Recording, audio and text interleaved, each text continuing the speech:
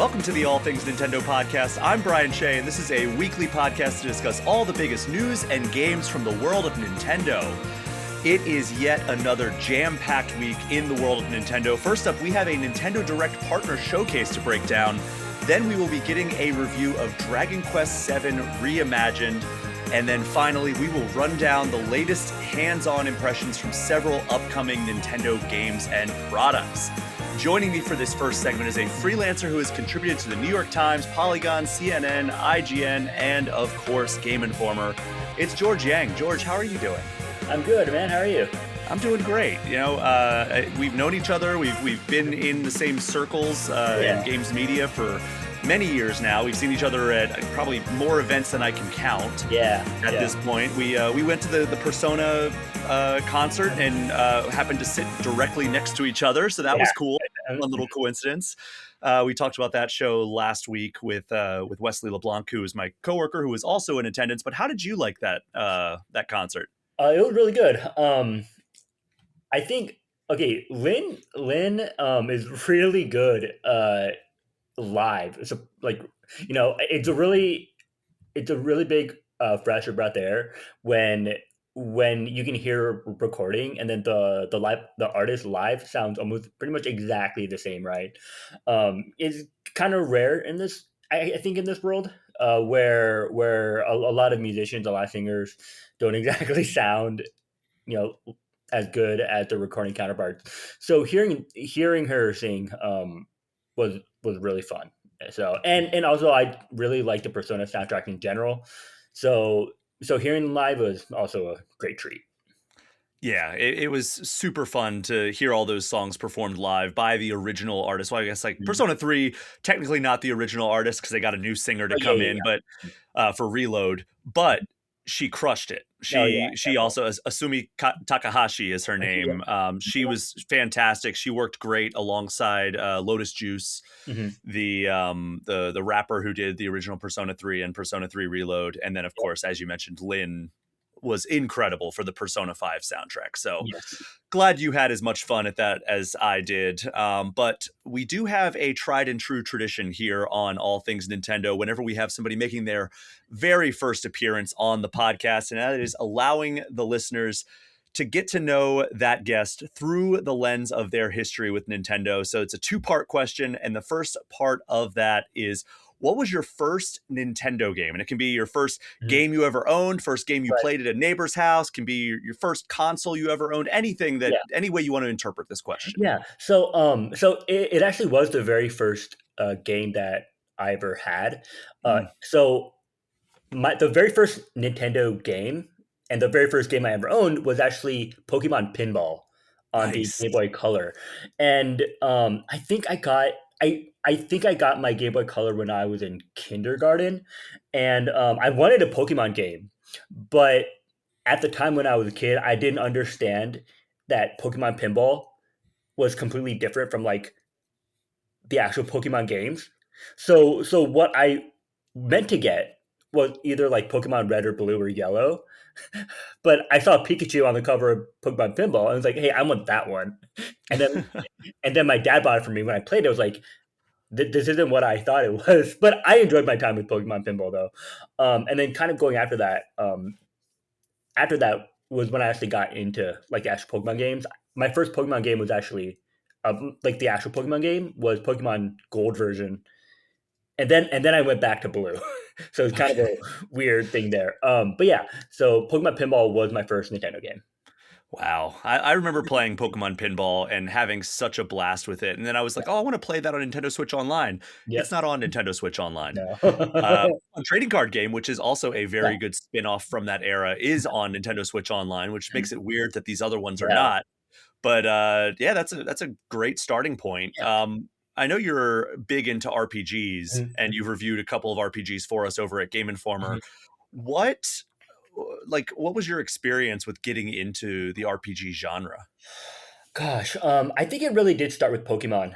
The actual Pokemon games. I really liked the adventure aspect of it. I played Pokemon, I think, almost exclusively as a kid. That's kind of all I played. I hopped from one generation to the next. starting with Gold, then back to Blue, and then I think what 2003 it was Pokemon Ruby and Sapphire, and I just kept following up with each successive generation, and I still keep doing that with the latest, right? Scarlet Violet, as well as Legends ZA. So I always keep up with the latest Pokemon games, and then kind of branching off of that, um, you know, getting into other RPGs. Final Fantasy X was a big one for me. Love that. I remember seeing Final Fantasy X as for the first time when I was a kid. It was like, wow, graphics can't look better than that, and then Yeah. obviously it did. Other games, Star Ocean, stuff like that. Tails was a big one for me too. But Pokemon was definitely kind of like the entryway for me. Yeah, I mean, we are very similar in that regard because Pokemon Blue, which I got Christmas 1998 Yeah. under the tree alongside a Game Boy Color, Mhm. was my first actual RPG. And then I Yeah. feel like I graduated into like quote unquote real Yeah. RPGs with Mhm. Final Fantasy X because I saw it at a friend's house Yep. when I was over there. We went sled riding at my friend's house, and he's like, "You Mhm. got to see this game on PlayStation 2." Yep. And that was when I was like, "Oh my god, I need this game," Yeah. and it's still my favorite RPG Yeah. to this day. I Yeah. love Final Fantasy X so much. Mhm. But that brings us to the second part of this question, George, which is, what is your favorite Nintendo game of all time? And I think this kind of goes back to my love for RPGs, but if I have to specifically say Nintendo, um, honestly, I'd probably say Xenoblade. Oh wow, Yeah, Xenoblade. like I Chronicles 2, Chronicles 3. Chronicles, probably the first one. I think the first one has a really great story, really great characters. I don't think it's aged as well, Hmm. as other games, but I think the Xenoblade Chronicles series as a whole, great series. Loved three. Can't wait to see what Monolith does with the series next. I know there was a voice actor leak a few days ago, um, indicating like, hey, it might be returning this year in some shape or form. Hmm. I'm really looking forward to seeing what that series goes next. Um, I also really like Pokemon Emerald. Hmm. I think that's probably my favorite Pokemon game. So there's that as well. What did you think about like Omega Sapphire and Omega Ruby? It was fine in terms of remakes. I third gen Pokemon third gen, also probably my favorite generation. So I thought it was fine to just revisit that. I don't think they were as good as remakes as like Gold as Soul Heart Heart Gold, Gold, Soul Soul Silver, Silver. but I did enjoy them for what they were. Yeah. What do you? I mean, do you think Heart Gold, Soul Silver is like the pinnacle of like Pokemon remakes, or even like Mhm. if you're talking about like Emerald or Yeah, yeah, Yellow yeah, or Platinum, like the yeah. the kind of like revision games? Like, Mhm. what do you think is the pinnacle of kind of Pokemon going back and making a better version of a pre-existing game? Um, I think when I was I think when I was younger, when Nintendo still kind of did that, I was kind of excited because when you're a kid, right, time is like really slow, you know, and I think Emerald came out in like 2004, like a year after Ruby and Sapphire. Back when you're like 10 years old or something, right? A year is like a long time. But if Nintendo were to do the same thing now, a year, they do the two separate versions and then they do like the enhanced re-release a year later. I think I'd be pretty angry. Yeah. Like, oh, well, I wasted my money on this. Now they're doing this. But I think back in the day, I really enjoyed that concept. Um, Looking back at it, Platinum was a huge improvement over Diamond and Pearl. Um, but I'm kind of glad that they don't really do that anymore. Yeah, I mean, um, I definitely appreciate they've gone to like the DLC and expansion yeah, model, but it does leave a little bit to be desired because it prevents them from really fundamentally reworking some of the stuff in like the main mhm, game that doesn't yes, quite work. Like there's some stuff in Scarlet and Violet and Sword and Shield and yeah, even the Legends games where I'm like, they could tweak that just a little bit if they did yeah, like a new version of it. But I don't want them to do a new version of it. yeah, yeah, But yeah. this is the better route, almost certainly, Mhm. but at the same time, it's kind of like, I wish you could Yeah. have like, I Mhm. wish you could like massage some parts of this Right. a little bit. But Yeah. I mean, you got to Agreed. take the good with the bad, I guess. Mhm. Yeah. But we have a lot of news to get to, George, Cool. and we will be doing that in just a second. But first up, a reminder that this show is brought to you by the fine folks who support me on Patreon. Without them, this show literally would not exist. You can get access to the community Discord for as little as $3 a month, where we are talking Nintendo, the latest gaming news, and planning this weekend's community night, where we're going to be playing Kirby Air Riders and potentially some Mario Kart World. But there are also $5 and $10 tiers to get you early and ad-free episodes, plus shout outs at the end of every show. You can join the team that makes this show happen by going to patreon.com and searching for Brian Shea or All Things Nintendo. It is only because of the fine folks who support this show on Patreon that I'm able to keep doing this as an independent entity week after week. All right, George. As I Mhm. mentioned at the top of the show, we got the Nintendo Direct Yep. Partner Showcase. But before Mhm. we get to the news of that, we actually had some news that occurred outside of that stream that I wanted to talk about first. And initially, I was thinking like, all right, well, we'll start with some of like the game reveals or game announcements. Mhm. But then Nintendo went and said, hey, it's financial week for us. So Mhm. they released their financials, which cover the first 9 months of its fiscal year, which also includes a lot of the Nintendo Switch 2's numbers. And part of that, Nintendo announced it has sold over 17.3 million copies of the Switch 2 through December 2025, meaning that it has vastly outpaced the original Switch. And also, Nintendo's original target was to sell 19 million units in this fiscal year. It is well on track for that. The best selling Switch 2 games are Mario Kart World at 14 million units, Donkey Kong Bonanza at 4.25 million units, Pokemon Legends ZA at 3.89 million units, and Kirby Air Riders at 1.76 million units. There's no mention of Metroid Prime 4 Beyond, but I think that because these numbers are just through the end of December, I would bet it's just too new for them to accurately chart it. But Nintendo did go and confirm that if you combine the Switch 1 and Switch 2 versions of Metroid Prime 4, they have surpassed 1 million units. So probably a decent start for Metroid Prime 4 Beyond. Mario Kart World selling 14 million copies. I looked at the Switch 1 best selling games of all time, and that means it would currently place at number 18 if you were to plug it into that chart, putting it ahead of games like Splatoon 2, Super Mario 3D World plus Bowser's Fury, and Super Mario Maker 2. So, it's off to a pretty good start. And while on the topic of company financials, Sega shared that unfortunately, Sonic Racing Cross Worlds fell short of their sales expectations. This was director of the board at Sega, Koichi Fukazawa, who mentioned that there were strong reviews, very positive fan reception, but it sold about 1 million units. And they were hoping to sell another million units before the end of the fiscal year, which for them is halfway done. So, George, do you think that the slow sales of Sonic Racing Cross Worlds has to do with Mario Kart World coming out in the same year, or is it just that kart racers not named Mario Kart are always kind of destined to remain somewhat niche? I think that it could have something to do with it. I The thing is that with other kart racers, you're always going to live in the shadow of Mario Kart because Mario Kart is the kart racer, on Nintendo system. But Sonic does have, but for a game like Sonic Racing, it does have the advantage of being like a multi-plat, right? PC, Xbox, Mm-hmm. PlayStation, and I also do think that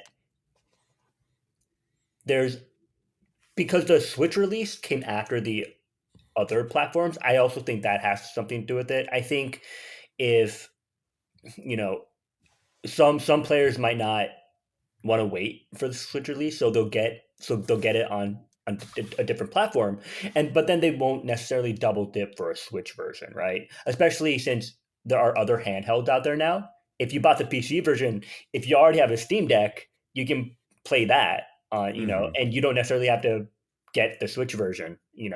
So I think there's that aspect too. Regardless of Sonic Cross Worlds, which I did play. I think it's really solid as a car racer, Yeah.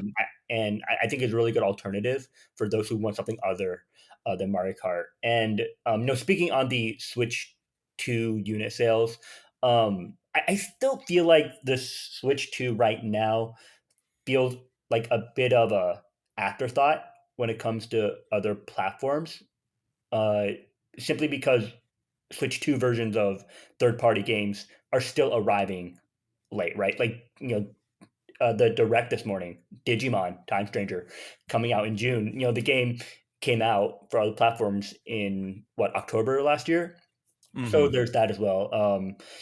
A big release like Resident Evil Requiem, day one Switch 2 is great. So I hope at least that inspires some confidence to maybe try to get your Switch 2 versions on time with the other platforms.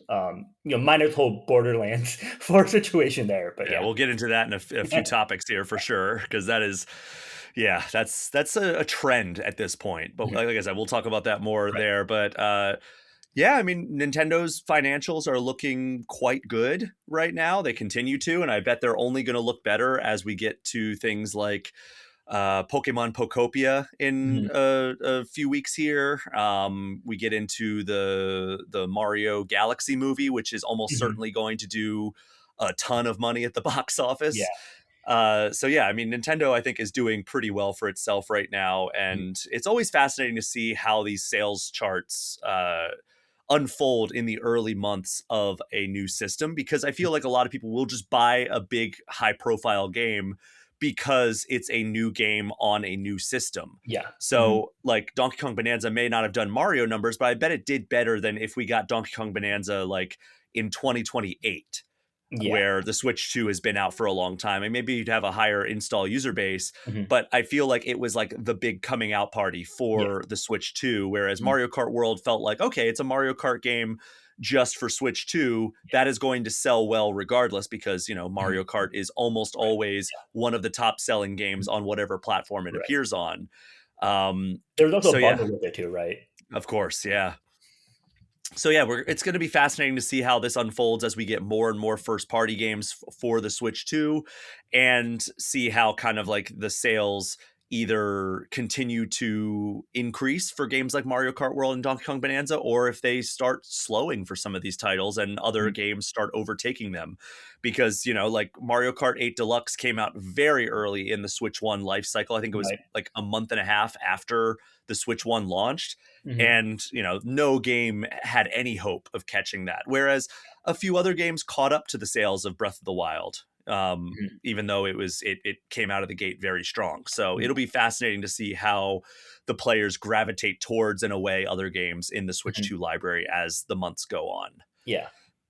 So moving on to the next topic, I have kind of given up covering like the week by week, month by month Overwatch news, Mhm. because I was a daily player of that game for like 3 or 4 years after it came out in 2016. So I still hold a very special place for it in my heart. I still have a ton of Overwatch memorabilia, even though it's mostly in storage right now.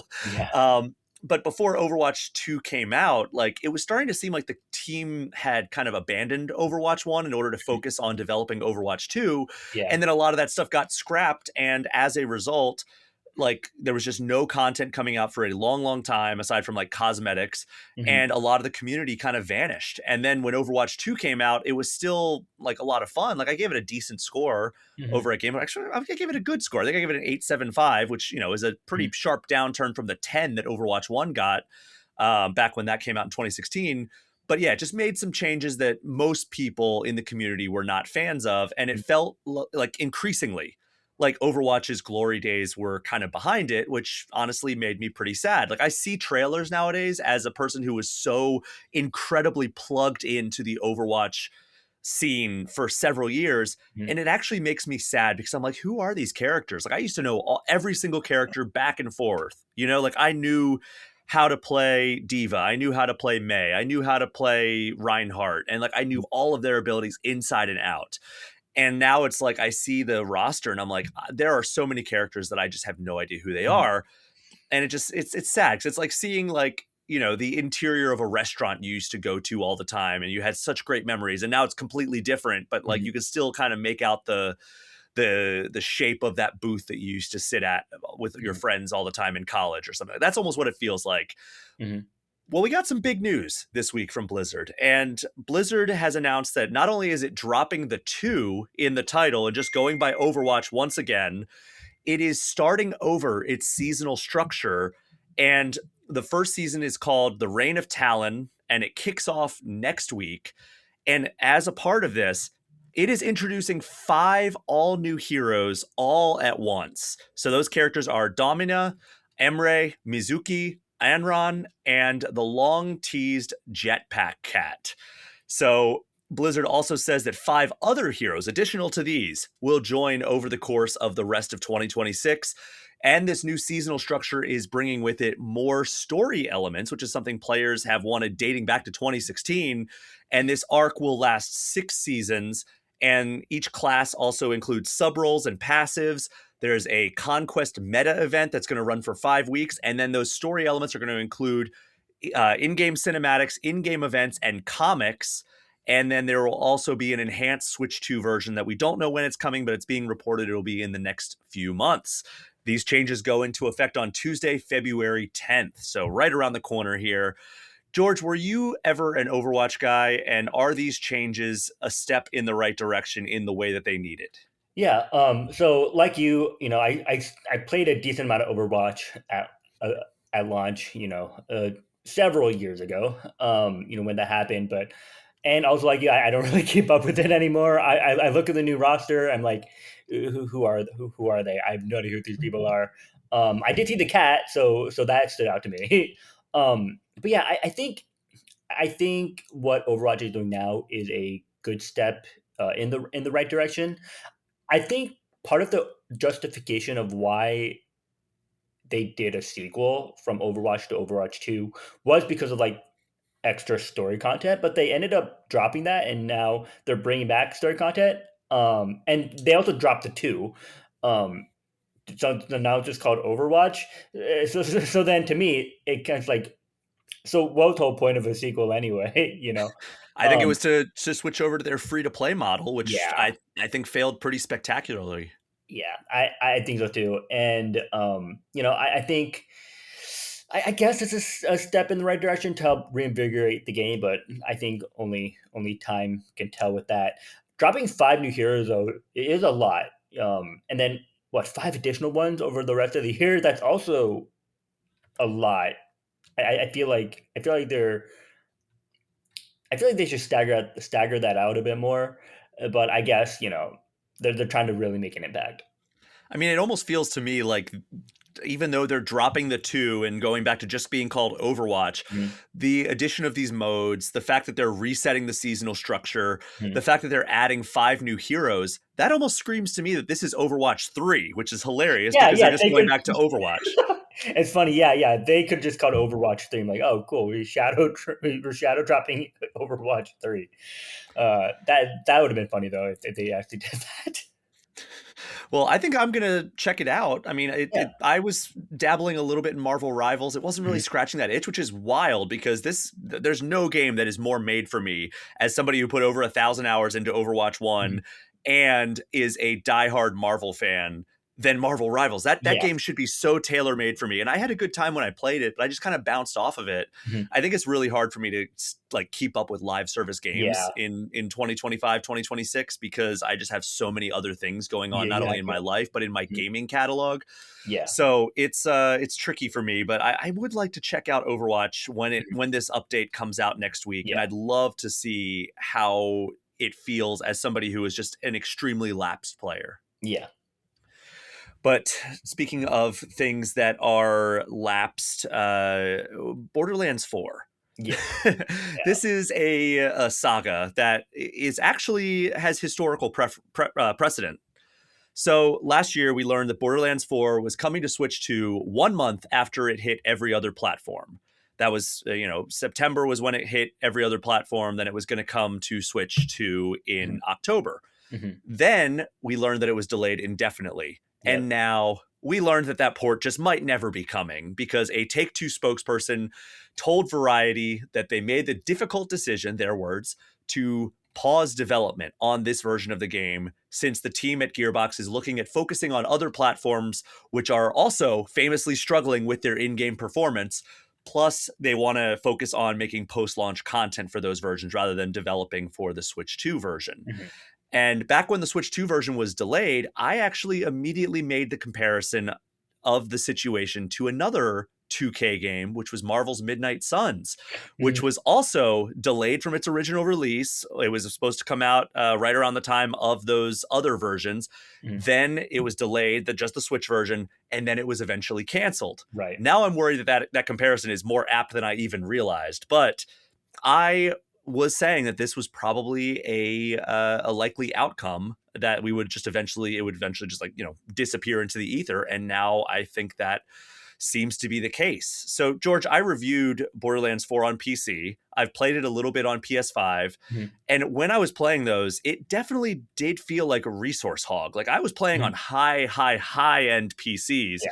and like I first tried it on a gaming laptop, which should have handled like Mhm. most games, and it was a dire experience. Then I Yeah. had an all new custom desktop built for gaming, because my personal PC was on kind of its last legs, Yeah. and this ran it just fine. But it was still like, okay, I had to have an entirely new system in order Mhm. to have this thing run at a reasonable Yeah. performance level. Mhm. Do you think that that is the main factor for why it's not coming to Switch 2, or do you think there's other reasons that we just may never see this game? Yeah. I think it really is kind of a optimization issue. It probably doesn't run too well on Switch 2. This actually reminds me of Borderlands 2 on the Vita. Mm, When I bought my Vita, way back then, Borderlands 2 was one of the first games I played on it, and it ran terribly, constant crashes, and so I feel like it's kind of the same situation with the Switch 2 and Borderlands 4. And I'm also in a similar situation as you. I got a gaming PC last year, in July, actually, to play Wu Chang Fallen Feathers specifically, and then I got a PC copy for Borderlands 4 to review. So another handy use for my PC. It ran perfectly fine on my PC, personally. Uh, but yeah, and then I played on Xbox, and I could see the performance difference, mhm. between the one on PC and playing on my Series X. And so if the performance on Series X isn't, you know, it's fine, but it's not like exceptional. I can't imagine what it what it feels like on Switch 2 right now. Yeah, and I had somebody on my podcast, I believe it was Klein Felt of Controller Club. Mhm. He did play it at PAX West, Mhm. the Borderlands 4, and he came away not super impressed with how it ran. So On I Switch would 2. bet it is that optimization on Switch 2, yes. Okay. So they did have it on the floor at a couple of events last year, Yeah. and the consensus on that and the consensus of Elden Ring Yeah, the were that tarnished it's one, just yeah. not running well, and both of those got delayed Yeah. indefinitely, and now Borderlands 4 Yeah. Yeah. Yeah. might not ever be coming, it seems. So hopefully it does for people who've been holding out hope, but I don't know. That's really interesting when you contrast it with ports like Final Fantasy VII Remake. That Yeah. one runs apparently really well. I personally haven't played the port, but from everything I've seen, it runs really well. You saw in the direct this morning, the Resident Evil Requiem port looks pretty solid. So I don't know what's going on there. Yeah, and we'll be talking about the Resident Evil Requiem Mm, port on the main segment of this yeah, episode, and then we talked about Final Fantasy VII Remake Intergrades yeah, port last week on mm, All Things Nintendo, and yeah, all indications are it's running pretty well. And I don't know, like, is it just because some of these developers didn't get dev kits early on? You would have mhm, to think From Software got a dev kit early on because they yeah, had Duskbloods in yes, development at the announcement. mhm, I know that some of these studios, just from like a lot of intrepid reporting from people that we consider peers, George, like there's just it seems like a lot of studios did not get Switch 2 dev kits Right. ahead of the launch of the Switch 2, which I think Mhm. is to blame for a lot of Yeah. these Switch 2 ports being late, or these Switch 2 ports just not being the highest quality. Right. I don't know if Gearbox is lumped in with not having a Switch 2, or if, it's some other reason. Maybe it's just the fact that it just doesn't seem like Borderlands 4 was a particularly well optimized game for pretty much any platform, but specifically consoles. Yeah. Yeah, but do you think Gearbox is dropping the ball with just how popular the Switch 2 has proven to be, or do you think most people are, just preferring to play it on other platforms anyway? I do think. I mean, the Switch 2 has a sizable audience, right? I mean that's even why you would consider a Switch port anyway. Um, I think if you can push out a Switch 2 port, at least close to like the release date of other platforms, I think it's well worth it. But like, if it doesn't perform well and as time goes on, it might just not be worth it. But like, if you can make it work, by all means, do that. You know, but yeah, it's kind of a tricky situation. Yeah, I'd rather not get the game at all than have a terrible running version. Like, I mean, Yeah, imagine a world where Pokemon delayed Scarlet and Violet for a year yeah, and had it, it wouldn't run as well as it runs on Switch 2, but have it stable. I yeah. think that the Pokemon franchise would be in a much better place. Mhm. Now, the Switch 1 was the only place that you could Yeah, play Pokemon Legend, or I'm sorry, Pokemon Scarlet Violet. So it's not like people could be like, "Oh, it runs like crap on the Switch, but it runs great on the PS5 and Xbox." Like you you know. didn't have that option Mhm. with Pokemon.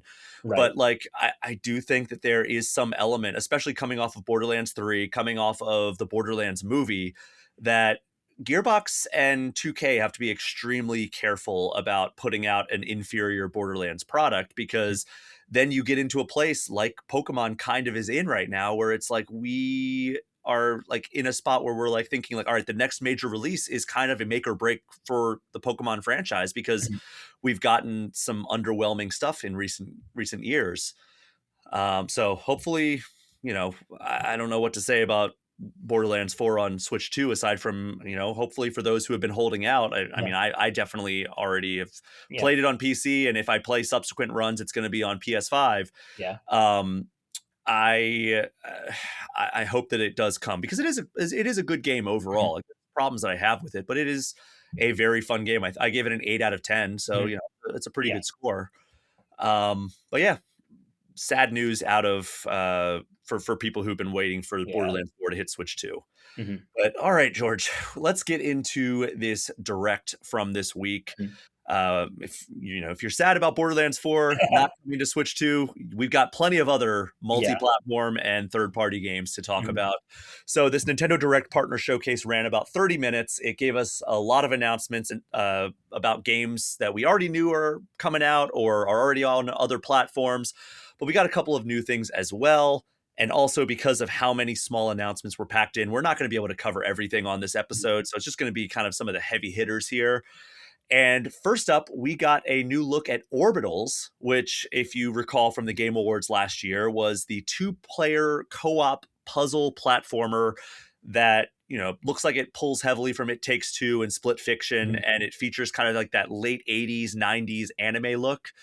And we didn't get a ton of information when it came out at the Game Awards, or when it was announced at the Game Awards, other than it's a Switch 2 exclusive. And today we saw more gameplay footage. Plus, we learned that you can play locally or online and can use either matchmaking or game share with a friend. And we also learned that it's coming to Switch 2 this summer. So, George, I don't know if you're a big It Takes Two or Split Mhm. Fiction fan, but are you looking forward to Orbitals? Oh yeah. I enjoyed my time with Split Fiction, and at first I wasn't sold on Orbitals, but kind of seeing more information on it, I'm pretty excited. I think the cool sort of retro anime aesthetic helps it stand out as well. Hmm. The soundtrack sounds pretty good too. So I'll definitely be keeping my eye out for that one. Yeah, it's one of those ones where it's like I am not really like circling it on the calendar. I have a hard time usually Yeah. finding people to play play these co-op games with, just because I'm not good at coordinating multiplayer sessions. Like the Yeah. community nights with all things Nintendo, like the listeners there, that is the extent of my organizing multiplayer sessions Yep. outside of me just like texting a friend, be like, hey, do you want to play Marvel Cosmic Invasion like Mhm. a week and a half from tonight? Yeah. And like that's the closest I get. So it's Mhm. hard for me to play a game that is required co-op Mhm. through the entire thing, because I could see Mhm. myself organizing one, maybe two nights with a friend, Yeah. but after that it's going to be like, I don't know, like how are we going to figure out like a time that works for us both? Like Right. I don't know. Yeah. I get pretty busy in the evenings especially, so Mhm. it makes it tricky for me. But this is a game that I would like to check out because it Oh, looks yeah. like it has some pretty cool gameplay. Like the thing about Split Fiction and It Takes Two is the diversity of gameplay Yeah. opportunities is really what makes those experiences. And Orbitals, from what they showed in that trailer, looks like they are doing a lot of cool stuff that is going to shake up the pacing of this game as you play Mhm. through it. Yeah. So after that, we got announcements for a new Paranormasight game coming Yes. out this month, right Yes. around the corner, Yeah. as well as information about a new Captain Tsubasa Mhm. sequel, which is like kind of like a narrative-driven soccer game. Mhm. But I think the next reveal I want to talk about was Tokyo Scramble, which Yes. basically an action stealth game where Mhm. you play as a character who gets trapped in a cave in Tokyo after kind of the city suffers a cave in. Mhm. And then you realize when you wake up that wherever you landed and woke up in is infested with dinosaur like creatures called Xynos. And all I can tell from what the difference between a Xyno and a dino is that Xynos seem to have radical haircuts. So you navigate these caverns that are full of these Xynos that are very aggressively trying to hunt you down. And you control Anne. And then there's 4-player co op. But according to this article that I read on GameSpot, you're apparently all controlling Anne together, which makes it seem like maybe this is like shoehorned in multiplayer, because like the duties that you can split up, you can have like one player controlling her movement, one controlling her actions, and then another controlling the camera. Is this like Like a Twitch plays Pokemon kind of thing? it's just a weird, it almost feels like that. I don't know, like maybe there's another thing that I'm not seeing, but like that was what GameSpot was reporting, is that like game share you can do that. And if that is truly the extent of the multiplayer features, I mean, it works online and locally and with game share Yeah. and all that, like that's cool, but like it doesn't seem like that's a natural way to Yeah. add multiplayer features. Yeah, it was really weird. I thought it was gonna be like a new Dino Crisis game, but Yeah, I don't, but no, of this course not. seems Of course. very much like a methodical Yeah. stealth game Mhm. that very different from Dino Crisis or Mhm. any of the kind of Yeah. more high Yeah. octane shooters that Mhm. where you're blasting dinos. It seems Yeah. like you are the one that is being hunted in this one. Right, yeah. The developer behind it, Binary Haze, they did Hmm. the Ender Lilies, uh, Yeah, Metroid. They're pretty solid. I would definitely give, it give those a try. Um, Tokyo Scramble is definitely a different direction. It's not something that I would have expected from Binary Haze. I'll probably check it out, but, I'm a little reserved on that one well, I particular. thought that it was the publisher Is it? behind Ender Lilies, not necessarily the developer. Oh, okay, Let's then say, I might be wrong there then. oh, never mind. Published and developed by Japanese companies. Okay, so wait, it's published and developed by Japanese companies Binary Haze and AdGlobe. Okay. So I don't know if they're saying that Binary Haze both published and developed it, Okay. because they kind of make it a little bit ambiguous there. Okay, interesting. Huh. Okay. I'll have to go to the, let's see. Yeah. Okay, I mean, developed by AdGlobe and published by Binary Haze Interactive. okay. Got So it's it. a different studio, but Yeah, published by the okay, same okay, got it. people who Okay, did Ender excellent, Lilies. excellent. But I am excited for the new Paranormasight. I really enjoyed the first one, so I'm definitely on board to check this one. That was a surprise for me as well. That just kind of came out of nowhere, and it comes out in like 2 weeks. Like, what the I heck? know. It's, yeah, and so does I mean February 11th is when Tokyo Scramble comes out. So there were Yeah, a few games that were yeah, just like, hey, this is a surprise announcement, and right, also you get to play it in like less than a yeah. month, I or in I this mean, case, less than a week. it's not like February has enough games, right? Oh my god, this has been such a stretch. Yes. Uh, So on a previous Nintendo Direct partner showcase, one of the biggest reveals was Square Enix's newest Mhm. HD 2D game, Yes. The Adventures of Eliot: The Millennium Tales, Mhm. which is kind of like a top-down Zelda style game. Yeah. And when it was announced last year, it also got a demo, which Mhm. last I checked is still available on Switch 2. And this is from the team that made Octopath Traveler, Yes. but it's definitely more of an action Yeah. game than like a traditional RPG like Octopath is. Mhm. But it gives you 7 different weapons to wield. You can customize various elements. There's spells that you can cast. And if you need more comparisons to the Zelda franchise, Elliot even gets a fairy companion. Mhm. And the big news here was that we have a release date. It is Yes. coming to Switch 2 on June 18th. And, it's been a pretty decent stretch here since we've gotten a traditional top-down Zelda game. Mhm. So we had Echoes of Wisdom, but I would call that a kind of an atypical You're right. top-down Zelda game. We got the Link's Awakening remake, which it's cool, but Mhm. it's a remake of an Yeah. existing top-down Zelda game. Mhm. Is the last time, and like Triforce Heroes was not really a typical top-down Zelda game. Was the Yeah. last top-down Zelda game that like actually is like a traditional top-down Zelda game? Is it Link Between Worlds, or am I forgetting something? I think you might be right. It's been a while. That is wild. That was what, 2013? Yeah. 2014 It was maybe? a I don't know. 3DS game, right? It is Yeah. a 3DS game. God. So either way, I'm excited for this to kind of plug that hole until we hear whatever Yeah. Nintendo is doing for like the Mhm. Zelda 40th anniversary. Right. Did you get a chance to check out this demo when it came out? Yeah, I did. Really good, really solid. I'm glad it has a release date now. My God, I'm really Felt like a excited to long see. wait. Yeah, I'm really excited to see where that goes. I'm also excited because so far a lot of the HD 2D remakes coming out of Square Enix have just been turn-based games, right?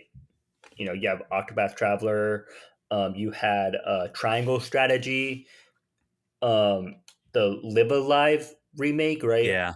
Like all of it's like turn based, for the Elliot this Elliot adventure game, to be just more action based. I'm really interested to see how the HD 2D style kind of translates into more of an action based game. So I like that change in direction. And also RPG guy here, so I'm really excited to see where this goes. Yeah, and I am excited to see, like you said, this visual style translate out to other genres. Like, Mhm. I think that there's a lot of potential in HD 2D. It Yeah. doesn't seem like it takes as long to develop games in Mhm. HD 2D as it does for like something like a Final Fantasy VII remake, like Yes. that Oh, route yeah. of a remake. Yeah, yeah. So yeah, I think that it's cool that they're experimenting with what this Mhm, visual aesthetic can really accomplish. mhm. So I'm very much looking forward to this. I will definitely Right. play this when it comes out in Yeah, June. yeah. This is a game that I have no experience with, but you Mhm. as an RPG Yeah, guy very well might. And yeah. that is there's a game called Tokyo Xanadu that came Yes, out in yes, 2015 on Vita. Look yes. at that smile. Yeah, Oh, you're yeah. excited for this. Yes. So it came out on Vita in 2015 before eventually making the leap to PS4, Switch, Yes. and PC in Mhm, subsequent years. mhm. And it's notable because it features kind of like Persona, Yes. Mhm. Trails, Ease style Yes. gameplay. Yeah, yeah, yeah. And I don't know that I ever really expected that we would get a sequel because it seemed like it was just this niche game that they put Mhm. out and eventually ported to a bunch of systems. Yeah. But during the direct, we got Kyoto Xanadu, Yes. which has a story where like it's an alternate reality where Kyoto is the capital of Japan and you play as a student in Kyoto exploring like a labyrinth and battling creatures to try to uncover the truth of what's happening in Kyoto. And we got that it's coming to Switch and Switch 2 this summer. Mhm. Like, I mean, what's the hook here, George? Like, what Yeah. should people who didn't play Tokyo Xanadu look forward to with Kyoto Xanadu? Yeah, so I think part of it with Kyoto Xanadu is a brand new setting, and I definitely played Tokyo Xanadu back when it was released on the Vita and PS4. It made its way to Switch One, I think, in 2024. 2024. Yeah, so there's that as well, um, and I think it's because Xanadu is such a dormant IP from Falcom, right? The Trails and Yeast developers. And since Falcom really focuses on those two franchises, it's nice to have something different from them. And Yeah, I mean, Tokyo Xanadu definitely a niche a niche series within like the the JRPG space. And one thing that was definitely different about Kyoto Xanadu, um, you had like the 2D side scrolling aspect, which Tokyo Xanadu didn't have. Um, but then that is contrasted with the typical 3D action gameplay. So I'm curious to see how that works. That that specific aspect reminded me of the Danganronpa games, Hmm. where especially Danganronpa 2, where you control the main character in like a side scrolling fashion. I'm not sure where that's going, but it does have the traditional 3D action gameplay, which I think a lot of fans expect, especially coming on Tokyo Xanadu. And I'm glad it got a spot at the Nintendo Direct, so it gets a lot of exposure there. So I'm looking forward to that one as well. Not sure when exactly it comes out, but definitely keeping my eye on it.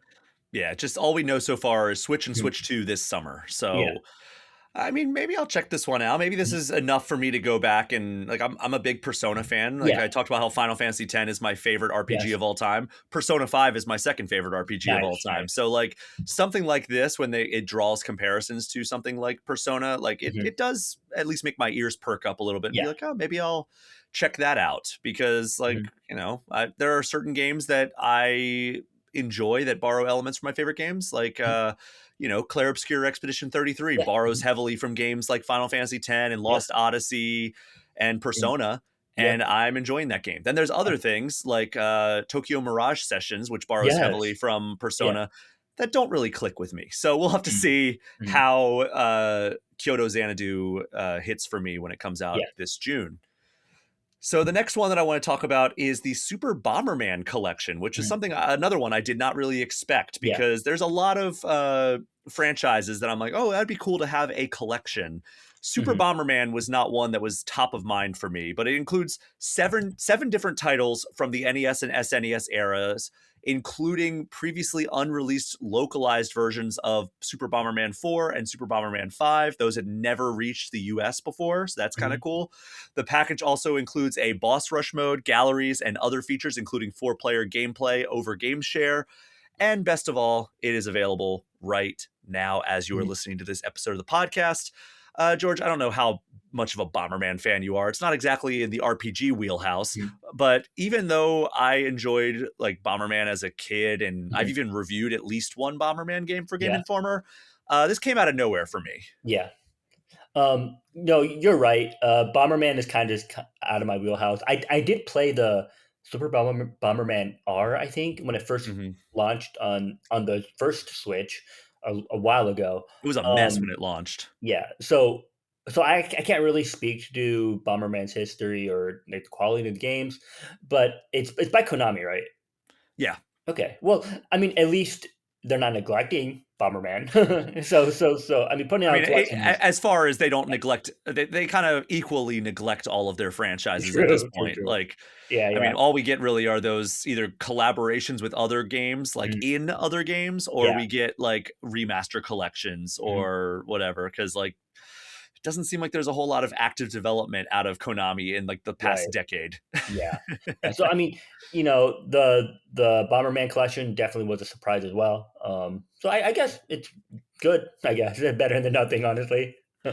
Yeah, I mean, I've had some fun times playing multiplayer Mhm. in Bomberman. We have a Minnesota gaming group with a lot of people in the industry. It's Mhm. Dan Reichert from Giant Bomb, Ben Yeah. Hansen from MinMax, Mhm. a couple of folks from the industry side that happen to live here in Minnesota, and we Mhm. fired up one of the Bomberman games. I think it was Super Bomberman R2, Mhm. and we had a great time. We played that for like an hour and a half, just doing like the chaotic 4-player Yeah. multiplayer. So like there is a lot of fun to be had with these games. Mhm. It's just how much cachet Mhm. does the Bomberman franchise have in Right. 2026? And I would argue not a whole lot, Yeah. but hopefully people have Mhm. some fun with this one. And Yeah. it's out now, so you can go check it out if you Mhm. feel so inclined. Yeah. And speaking of things that came out of nowhere, I don't know how many people had a Hollow Knight announcement on their bingo card for the stream this week, Mhm. but here we are. We got news of a Nintendo Switch 2 edition of the original Hollow Knight. It includes higher resolution, improved frame rate, and additional effects from the Switch 1 edition. And it's a free upgrade if you already own Hollow Knight on Switch 1. Plus, it's available now. So, I mean, doesn't seem like it's the most exciting Switch 2 edition. But, George, I want to ask you this. When an enhanced version of a game that you love comes out, like whether it's like, okay, I played this game on PS4, now there's an enhanced PS5 version, Mhm. or I played this game on Switch 1, there's a Switch 2 version out now, is there a bar that it has to reach to like with how impactful these enhancements are before you decide if you're going to return to it? Personally, the bar for me, it has to have actual new content. Hmm. Whether it's like new story content, new like maybe exclusive levels, then I'll think about revisiting it. But if it's just like HD upgrades, stuff like that, then it's personally not my worth my time to revisit it. Even if I did, love the first, love playing it through the first time around. And I think it has to do with like being in this profession, you have to keep up with all the latest and greatest games. Yep. And so for me to revisit a game, it's got to have something substantial added to it. And the Switch 2 editions, like I think Mario Wonder is getting something new for it. Hmm. Kirby and the Forgotten Land had something new to it. That I think would be the bar for me to revisit a Switch 2 edition or whatever. But again, if it's simply just upgraded textures, count me out. So for me, it has to hit several bars here. Mhm. First, it has to be a game that I loved the first time I played it. Okay. Second, it has to be something I've been itching to replay anyway. Like Okay. when Breath of the Wild came out, they didn't the Switch 2 version of Breath of the Wild anyway. Mhm. They did not add like any meaningful content. They had those Zelda notes, but I Yeah. I tried that and I was like immediately like I'm never turning this on again. Yeah. And but like the improved frame rate and the Mhm. improved resolution, it made such an impact on like what it felt like to traverse that world. Right. And plus I was kind of itching to replay that entire like Breath of the Okay. Wild Tears of the Kingdom saga. So when Switch 2 came out, I played a good deal of Mario Kart World, but I also was putting a good deal of time into Breath of the Wild because I was just having a great time running Mhm. around an enhanced version of what was already my favorite game of all time. And Mhm. it does improve the experience to have that 60 FPS Oh, or definitely. whatever it ended up being. Mhm. Um, this doesn't really hit that threshold in Right. any way, really, like the Hollow Mhm. Knight upgrade, but it's good for people who want an Yeah. experience that is going to be on par with what the Nintendo Switch 2 version of Hollow Knight Silk Song gives you. So, I Right. mean, it's a Yeah. it's a net win. It's free. It's available now. So, Mhm. there's no problem with that announcement. It's just I Right. think that for people who saw Hollow Knight come up on screen, they were like, "Oh no, we're getting new Hollow Knight stuff," and then it was just like, "Oh yeah, it runs at a better frame rate and better Yeah. resolution now." It's like, "Oh, that's a little bit Mhm. disappointing." So, in addition to those announcements that were kind of like new things that we didn't really know much about, we also learned about quite a few games coming to Switch 2 that we didn't know before or we didn't know the dates. Mhm. So Valheim was a Mhm. huge game when it first launched on PC in 2021. It is finally coming to Switch 2. And it is kind of like a sandbox Viking exploration game where you Mhm. can build and craft a ton of stuff alone with friends. You can explore a procedurally generated world. The Switch 2 version includes Joy-Con 2 mouse controls, HD Rumble, and up to 10 players online. Mhm. That is coming to Switch 2 later this year.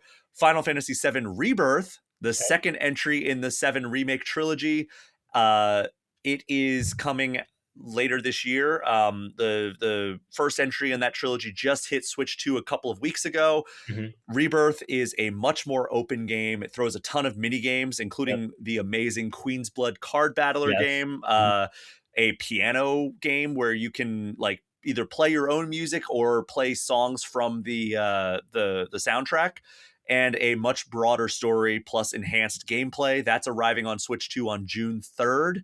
We already mentioned Digimon Storytime Stranger. Got pretty good reviews. You work with more than 450 Digimon in turn-based combat. It's coming to Switch and Switch 2, but only the Switch 2 version gives you the choice of performance or graphics mode, and that is coming out.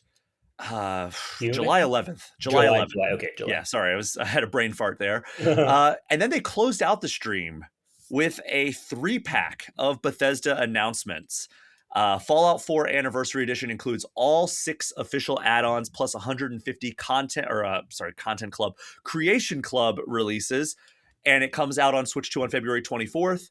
Indiana Jones and the Great Circle was one of the biggest surprises of 2024. It is coming to Switch 2 on May 12th. And then the Elder Scrolls 4 Oblivion Remastered. It came out last year on other platforms. It includes all story expansions plus a ton of quality of life improvements, including the sprint button. That arrived with as a remaster on other platforms last year. It is coming to Switch 2 sometime this year. So are you excited for Switch 2 versions of any of those games we just ran through? No, I've already played all of them. Yeah. I don't feel the need to revisit it, honestly.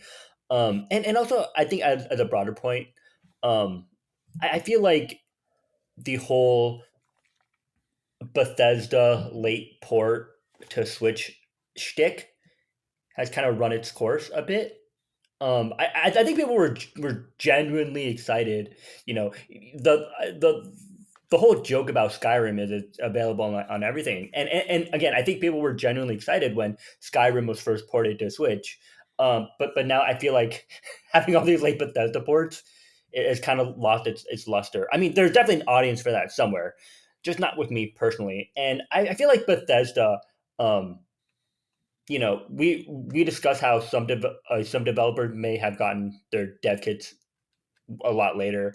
I feel like Bethesda could have been one of those for Maybe. such to development. But I guess I guess it's good for somebody, just not me. But I do want to say I am happy that Indiana Jones. It's not a game key card. The whole game is Yeah. on cart. So I actually might pick it up on there, just for that. Like Cyberpunk 2077 was on cart. This is on cart. So yeah, I might double dip on Indiana Jones. We'll see. Yeah, I'm with you on the Bethesda shtick. Like, I think that a lot of us, when they were like, all right, we've got one, this is the final Yeah, announcement, and then Todd Howard comes on screen, I think a yeah, lot of people were like, oh, wow, what is this going to be? And then it was just like, all right, these games that a lot of you played on other platforms mhm, up to a decade ago, and in the yeah, case of the original Oblivion, way yeah, longer than that, yeah, almost or more than 2 decades ago, mhm, it's it just felt a little bit disappointing for that to be yeah, like the one last thing. yeah. Which brings me to this overall question. As we kind of wrap up our discussion on Mhm. this Nintendo Direct Partner Showcase, was this an underwhelming showcase? Um, I think for a majority of people, I think it was. But for me personally, if there are maybe one or two or three announcements that I'm personally excited for, then it's all worth it. But I think for a lot of people, like just like the average person, I think this showcase may not have done it for them. But for me personally, seeing Kyoto Xanadu, um, Paranormasight. Paranormasight, yeah, those two, the previous games in the franchise that I really like, seeing those alone, got me pretty excited. But yeah, I think the general consensus that I was reading, I was looking at the YouTube live chat during during the showcase itself, as well as looking at the comments on the YouTube video, as well as around like reset era. People are like, this one doesn't do it for me," and Yeah. but again, I like some of the individual announcements in it. So at the end of the day, that worked for me. What letter grade would you give this Mm. this direct? C plus, B minus. Okay. You know, putting my personal biases aside. You know. So for me, because I think I fall in that category that you were talking about, Mhm, where like Paranormasight, like I'm happy for people who mhm. like that, but Yeah, it's not really my thing. yeah. I talked about Kyoto Xanadu not Mhm, really being like mhm. game that I'm super familiar with. I'd Right. like to check it out. Mhm. For me, it was like a couple of big announcements, but nothing that really blew my socks off. Yeah. I'm gonna go. I mean, and then having it end on like a trio of ports from Yeah. at least 2 years ago, but up Mhm. to 20 years ago. Mhm. I'm going C minus. Like Okay. I was pretty I understand that. underwhelmed. Yeah. I I think it would have done better if they, like, showed Duskbloods again or something. Yeah, Yeah. just anything Mhm. from software, Yeah. whether that was, hey, we're making improvements to Elden Ring Tarnished Yeah. Edition, or here's a like Yeah. a new trailer of Duskbloods. Like I think Yeah. anything along those lines Mhm. would have I mean, bolstered it a little yeah. bit, but not too Yeah. much. I think even Starfield would have been a better announcement than what we got from Todd. But yeah, so Duskblood was missing. Professor Layton was missing as well. Yeah. And I'm definitely looking forward to that one. God, I'm Mina trying the to Hollower still, who knows when that's coming yeah, oh yeah, out. that was delayed from last Yeah. oh wow, that still hasn't come out. Oh wow, okay. Yeah, it was supposed to come out last October and then it was just delayed indefinitely. And I Yeah, assumed it would only be a few months, but yeah, but here we we're are in yeah, February and still no word about it. I assumed we would hear something. Maybe they're going to do like an Indie World presentation or something and yeah, include them. But like, mhm, yeah, I don't know. This one didn't really do it too much for me. Like, there's stuff mhm, that I'm looking forward to as we discussed throughout this episode. But yeah, yeah, C minus is where I'm landing. You're at like a C plus B minus. yeah, Okay, around there, yeah. that's fair as well. Like Mhm, if something like Kyoto Xanadu and Paranormasight, The Mermaid's Curse mhm, hits for you, then yeah, that makes sense that it would elevate it beyond what I'm yeah, giving it. But all right, George, thank you so much for running down the news with me. Before we let you go, your latest review for Game mhm, Informer is online now, and it's a yes, game that happened to come to Switch too, yes. and the original Switch, if I'm not mistaken. Maybe? Maybe I've kind of moved on from. Let's see, I don't think so. Dragon Quest VII Reimagined is the game we are talking Okay, about, and it is geez, that is not what I tried to go to. I tried to go to Dragon Quest VII Reimagined. That's yeah. less than ideal, but I think it just switched. it's only Switch. It's Switch Yeah, and Switch 2. It yeah, is yeah, Switch yeah. and Switch 2. Okay, Okay. Sorry, a little on the fly research there. yeah. But yeah, came out Switch and Switch 2 this week. You gave it a review over on Game Informer. Talk me through what this game is. Yeah, so Dragon Quest VII Reimagined is the second remake for the original PS2 game. The first remake was on 3DS. It was called Dragon Quest VII: Fragment of the Forgotten Past. Mm-hmm. Um, basically, seventh mainline entry in Dragon Quest series. Yeah, it just this the reimagined remake is a lot slimmer, a lot more trimmed down than the previous versions. A lot of quality of life features. As a result, it's kind of taken out the challenge in the game. But I think it works great as like baby's first Dragon Quest, if that makes sense. Mm-hmm.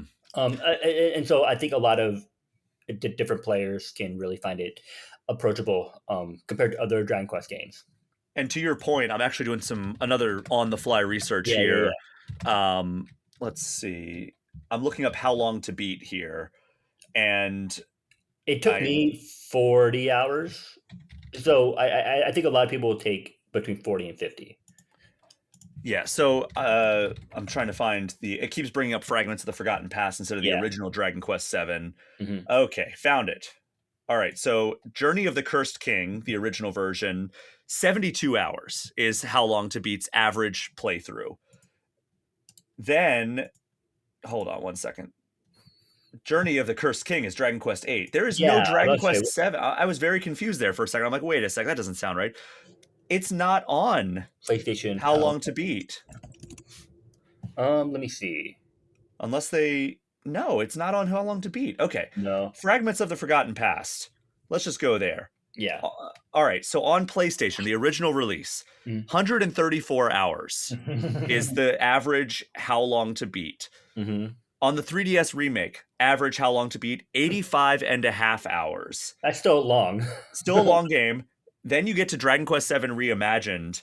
42 hours is Yes. the average How Long to Beat. So it Mhm. has been at almost, or no, more than cut in half from the Yeah. original PlayStation release. Mhm. Yeah. It's a lot. Again, I think it has to do with a lot of the quality of life features, because you can just because I mentioned in this in the review, but you can actually turn off enemy encounters. Basically, you'll see the enemies on the overworld, and then you can choose whether or not to interact with them. On normal settings, it'll like these enemies will run towards you and initiate a battle. But if you go Hmm. into the settings, like turn off, enemies chasing you, they'll just walk around and do nothing while you can just run past them and do whatever you want, which really helps speed up the game. And also, like I would imagine from what I remember playing the 3DS version, right? Load times on 3DS aren't the best. Here, reimagined load times are a lot smoother. Um, I personally played the game on PS5, but a few months ago, this was back in October.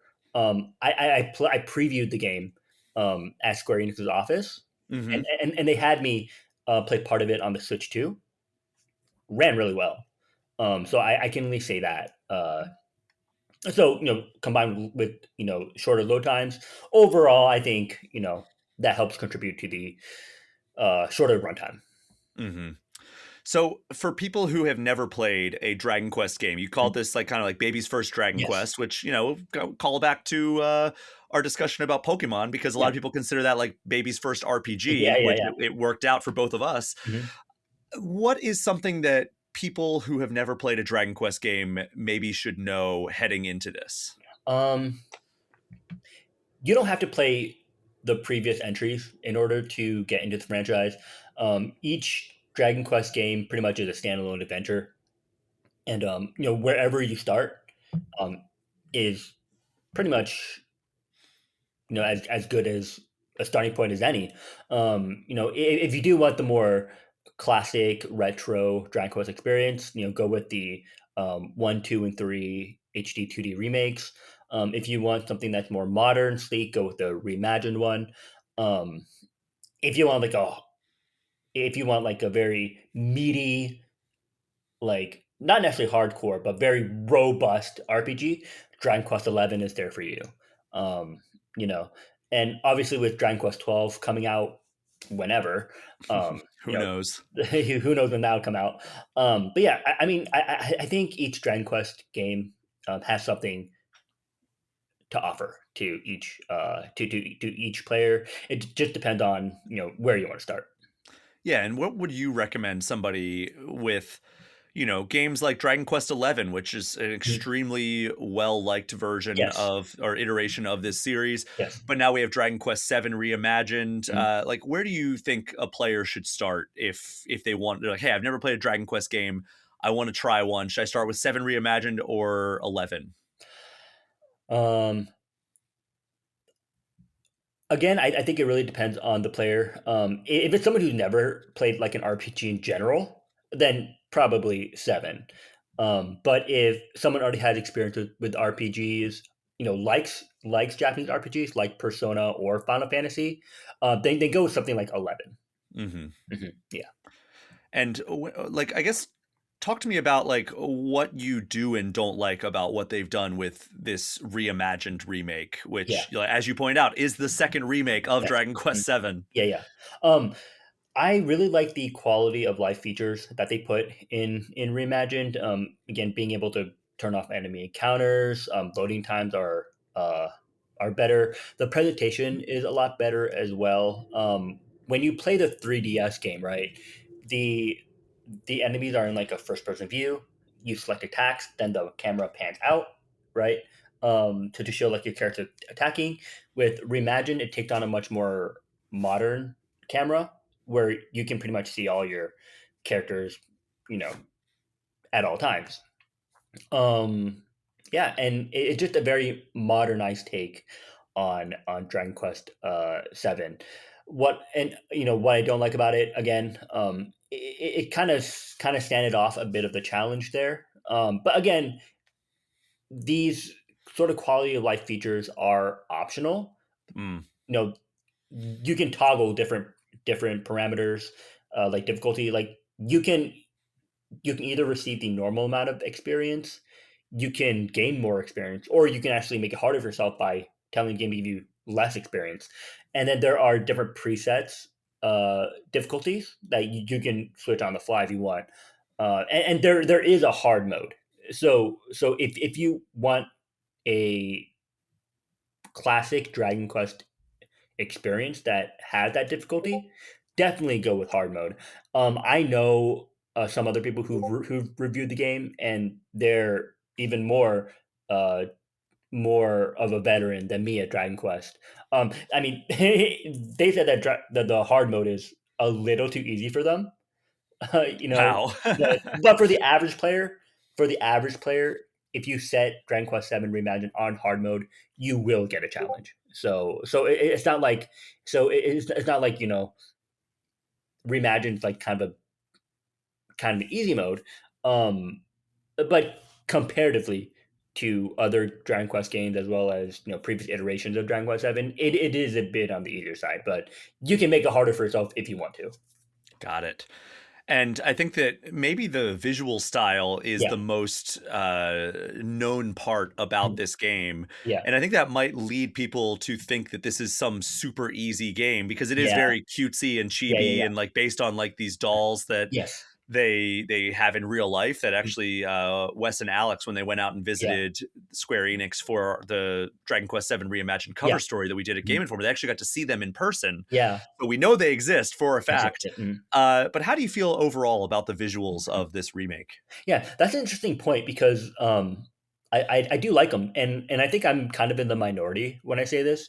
Um, when you look at the original style and you compare it to the new one, they look similar, right? They have kind of just like their heads are a little big. Um, Kiefer's chin is massive still. so so for me personally, I don't know why. Uh, you know, a good chunk of the audience has a problem with the art style. Because to me it looks similar, and going to a 3DS version, it's more pixelated because it's the 3DS, and obviously with newer hardware, it's a lot easier to get better graphics. So for reimagined, I do enjoy looking at the new art style, and the buildings actually remind me a lot of uh Fantasia Neo Dimension, which is Mm, another Square Enix RPG, yeah. and it's like, kind of like this more diorama kind of approach. So there's that as well.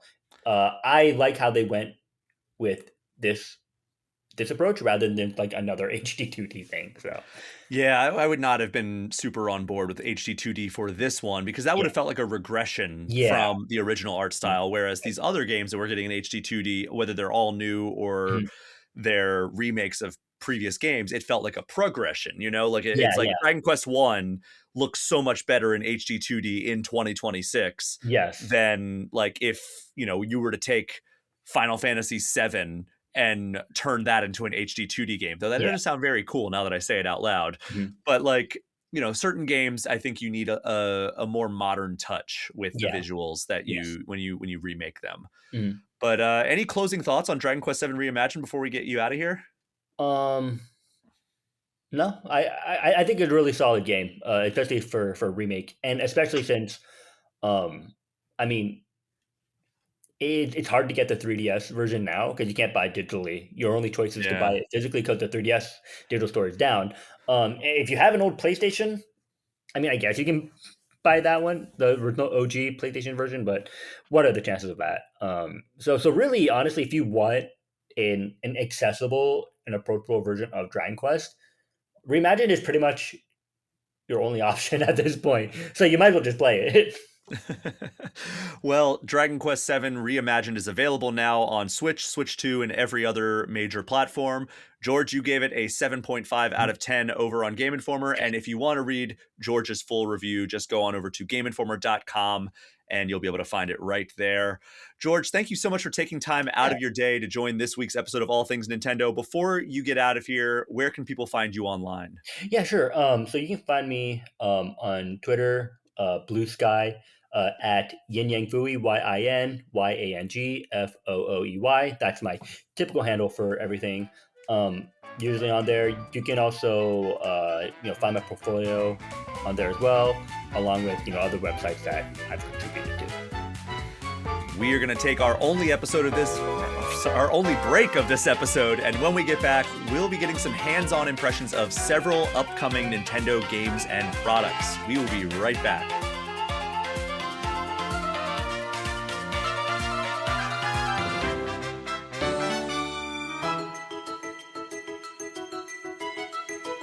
We are back, and I hope you enjoyed that info dump of the last segment, because we are going from this point on straight into several impressions of upcoming Nintendo first-party games. And joining me for that now is Game Informer's own Charles Harte. Charles, how are you doing? I am doing wowie zowie. Wowie zowie. Okay, well, What they say.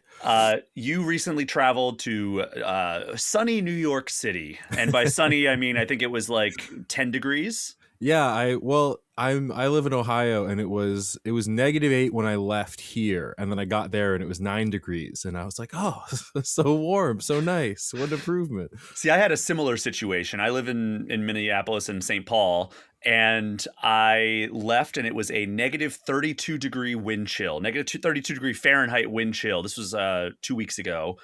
And when I arrived in Los Angeles, California, it was like 65 degrees. And man, is that a shock in terms of like the body feel.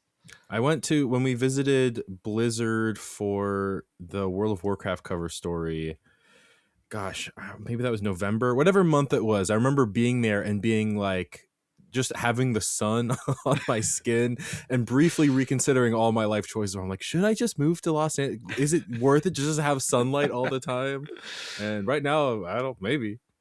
But then, like, I mean, not to get too much into like, hey, like Midwest weather, but like you get to the spring and you get to the summer and even the fall months, and you're like, okay, this isn't so bad. It is the winter that just tends to beat you down. Yeah, and it's also like the sun is definitely, it's the main thing I like about Los Angeles, and everything else I prefer about my own home. Yeah.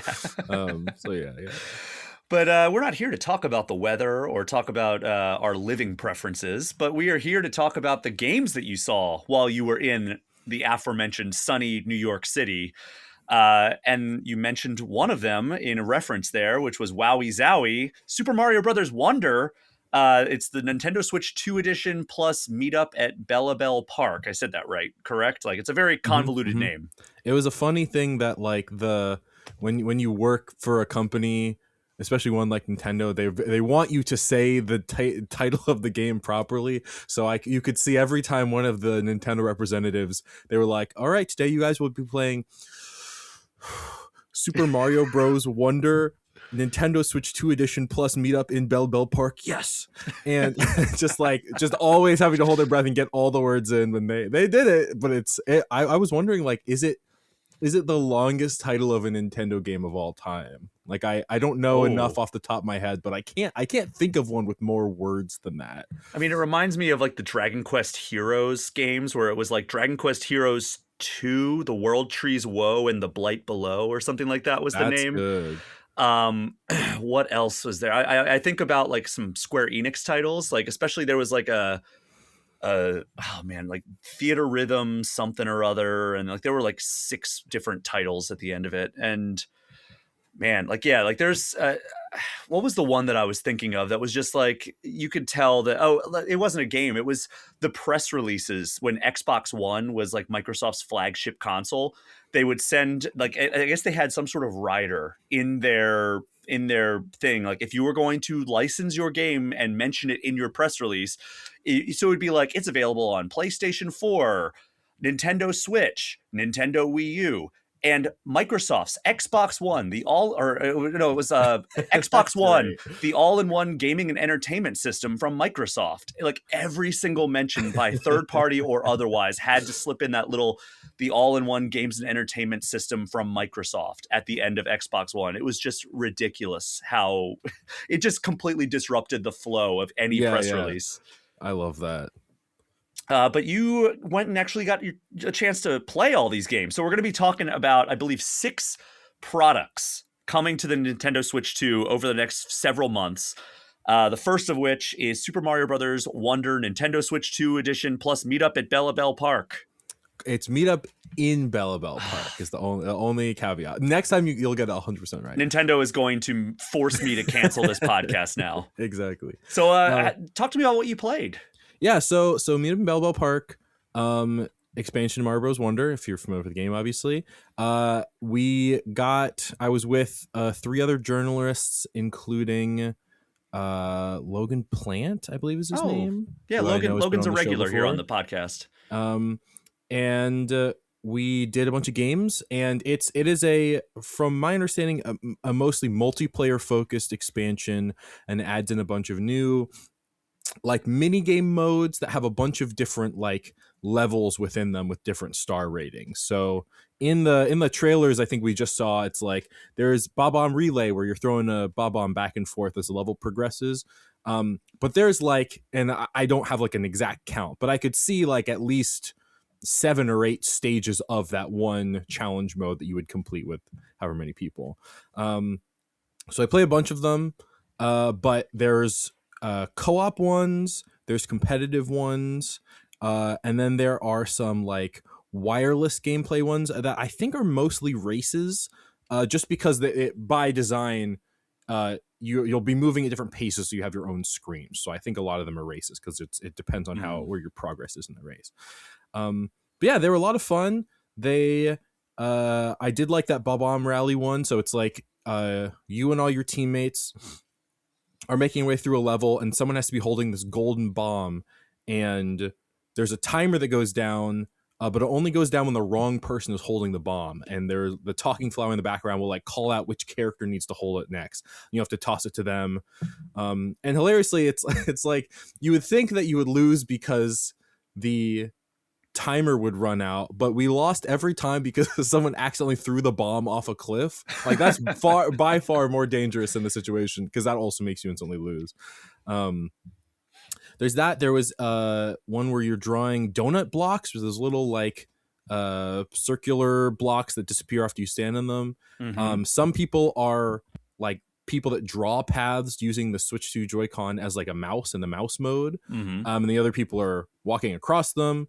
That one was cool in that like it was definitely the first one where I was like, oh, this is specifically for the Switch 2, and one of those things that's nice, especially when you have a console like this, that is when being advertised boasting like, hey, we have these new gimmicks, is always a thing of like, well, if I'm gonna pay for this big console, I want to use all the gimmicks as often as possible. So this is a good instance of that.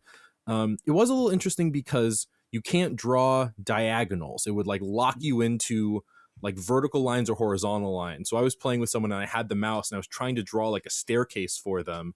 And it was like, I was drawing like the hypotenuse of a triangle, and it instead gave me just the right angle, the corner of it. Oh, weird. So it looked like I was trying to kill this person by giving them impossible high jumps, but we ended up figuring it out. And then there's competitive ones. There's one where you all have lightning rods. It's not like a mechanic I'm familiar with. It seems fully new to this specific mode, but you have little it's like a vertical piece of metal or whatever. It's like the height of one of the characters, and that has 2 flaps that come down on the side, and there's lightning bolts that are like kind of small to either side, and then a vertical bolt that goes all the way up the top of the screen. And that's one where you're competing to see who has the most lives left at the end, and you lose one whenever you take damage from these lightning things. That was fun. What else was there? There was a few where we were competing for like coins. There's one that was like a red light, green light with a King Boo in the background. There's one where we're all holding baby Yoshis. You're trying to eat the most fruits. And yeah, I would say I probably like the co-op ones more than the competitive ones, just because that's more my speed. And also I see myself revisiting the co-op ones more often. Just like with my fiance or with my brother, or just whenever I'm playing with someone that I'm like in the same household with, and just trying to go through there and get like my best times as possible and clearing all the stages. Whereas the competitive ones are more fun for like a party setting. But yeah, and then we also did a little bit of the wireless ones. We did one where we were all holding like big bouncy balls, and that was a race.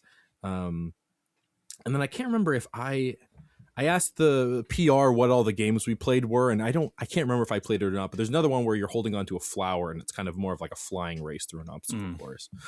But yeah, it's fun. The modes are very quick. I'm interested to see, because we keep getting like little bits and pieces of trailers of like, and also the DLC includes this and also includes this, where I think this on its own, just attraction central, this one section of the park, would be kind of underwhelming as a DLC, especially if you played through Mario Wonder as a single player experience, because it's kind of a whole new thing you can't really do by yourself at all. So I'm curious what more they add than this, but what I played, it was fun. Like, what I hear from you right now is this almost sounds like it would be better fit in like a Mario Party game than like a Mario platforming game. Yeah, it is kind of like they had a bunch of ideas for Mario Party and they couldn't think of a way to fit it, or it was just like too mechanically dense for a Mario Party. Like there's too many buttons you'd have to press. And I also would wonder if, and this is just a guess, but just knowing how when they made Mario Wonder, there was all the Wonder Flowers and there was a big. You wrote that cover story, right? Yes. Am I correct? Yeah. And the brainstorming process where they were just like, come up with as many Wonder Flower ideas as you can, and we'll slowly hone them down. I would bet in that process you start thinking of like, well, it'd be fun if, you know, the players were interacting with each other in some way, but just the natural level design of a Mario level doesn't make sense. And this would kind of be a way to be like, let's take some of that creativity and put it into this like side mode. So it is a mix of the two, and it's kind of exciting because I can't think of another instance of something like this in like a mainline Mario game. But yeah, definitely it's for a specific person, or a person that has a group of friends at the very least. Yeah, it just, I don't know, nothing of like, it all sounds fine, right? Like everything you're telling me sounds fun, but it just doesn't yell out to me, this is a $20 expansion, you know, like, I don't know. Like, I know that like there's like the Captain Toad like challenges that I don't think you got your hands on, but they announced in a trailer a few weeks ago. Yeah. But like, I don't know. Like, I feel like I'm still waiting for like the main attraction. Like, yeah, it's cool that like Rosalina and co-op Luma or co-star Luma are now playable characters. I think that's definitely a boost to the overall product. But I don't think that still hits that $20 threshold. Like, what am I missing here, Charles? Yeah, I honestly don't know. I think for what it's worth, from what I played, it is a good amount of content. Like to beat all of the stages that were there, the co-op one specifically, because there's the local game modes and then there's the wireless ones. And I believe they've announced that the wireless ones, there's 6 different modes there. And then the local games are 17 games. And each of those games has different levels on different stages and whatnot. So even just the process of playing through all those levels is going to take you a number of hours. I don't know if it's $20 worth of hours. I think that's up to whoever to decide. We also know that there's something with the Koopalings where like you can chase them throughout the kingdoms, which I think is an interesting mechanic. I don't know how in depth that's gonna be. Yeah, it seems like it's like a kind of a weird thing where like you have to like follow clues to find the Koopalings, and then like, at least from the direct that they showed, or the trailer, overview trailer, or whatever it was called, they showed like, I guess like the Koopalings get a Wonder Flower when you finally find them, and then they attack you like as you go through the level. I don't know if like there's a boss fight that it culminates in or what, but like that type of stuff is the compelling thing for me. Like I actually put a poll up for on the Spotify version of this podcast, and I was asking the listeners like, what do you most look for? Let me bring up the poll here. What do you most look for in like a Nintendo Switch 2 edition of a game? And 40% said improved frame rate, resolution, and load times, and then 40% also said new levels or single player content. Nobody said new multiplayer features, and then a smaller percentage, I guess 20%, said new playable characters. So we're getting some new playable characters, but it seems like it's primarily multiplayer stuff. Yeah, it's also like I think the resolution thing is an interesting one, because as I was playing the game, after I left, I was like, oh yeah, that was a higher higher resolution than it used to be. It's not like an art style that really demands to be, Mm-hmm. in 4K versus 1080p. Like it's a pretty clean style that I'm sure is like slightly more defined in 4K, but was not something that really stood out to me. And it's a game that performs very well. So it's the technical improvements are not very noticeable, at least to the average person, i.e. me.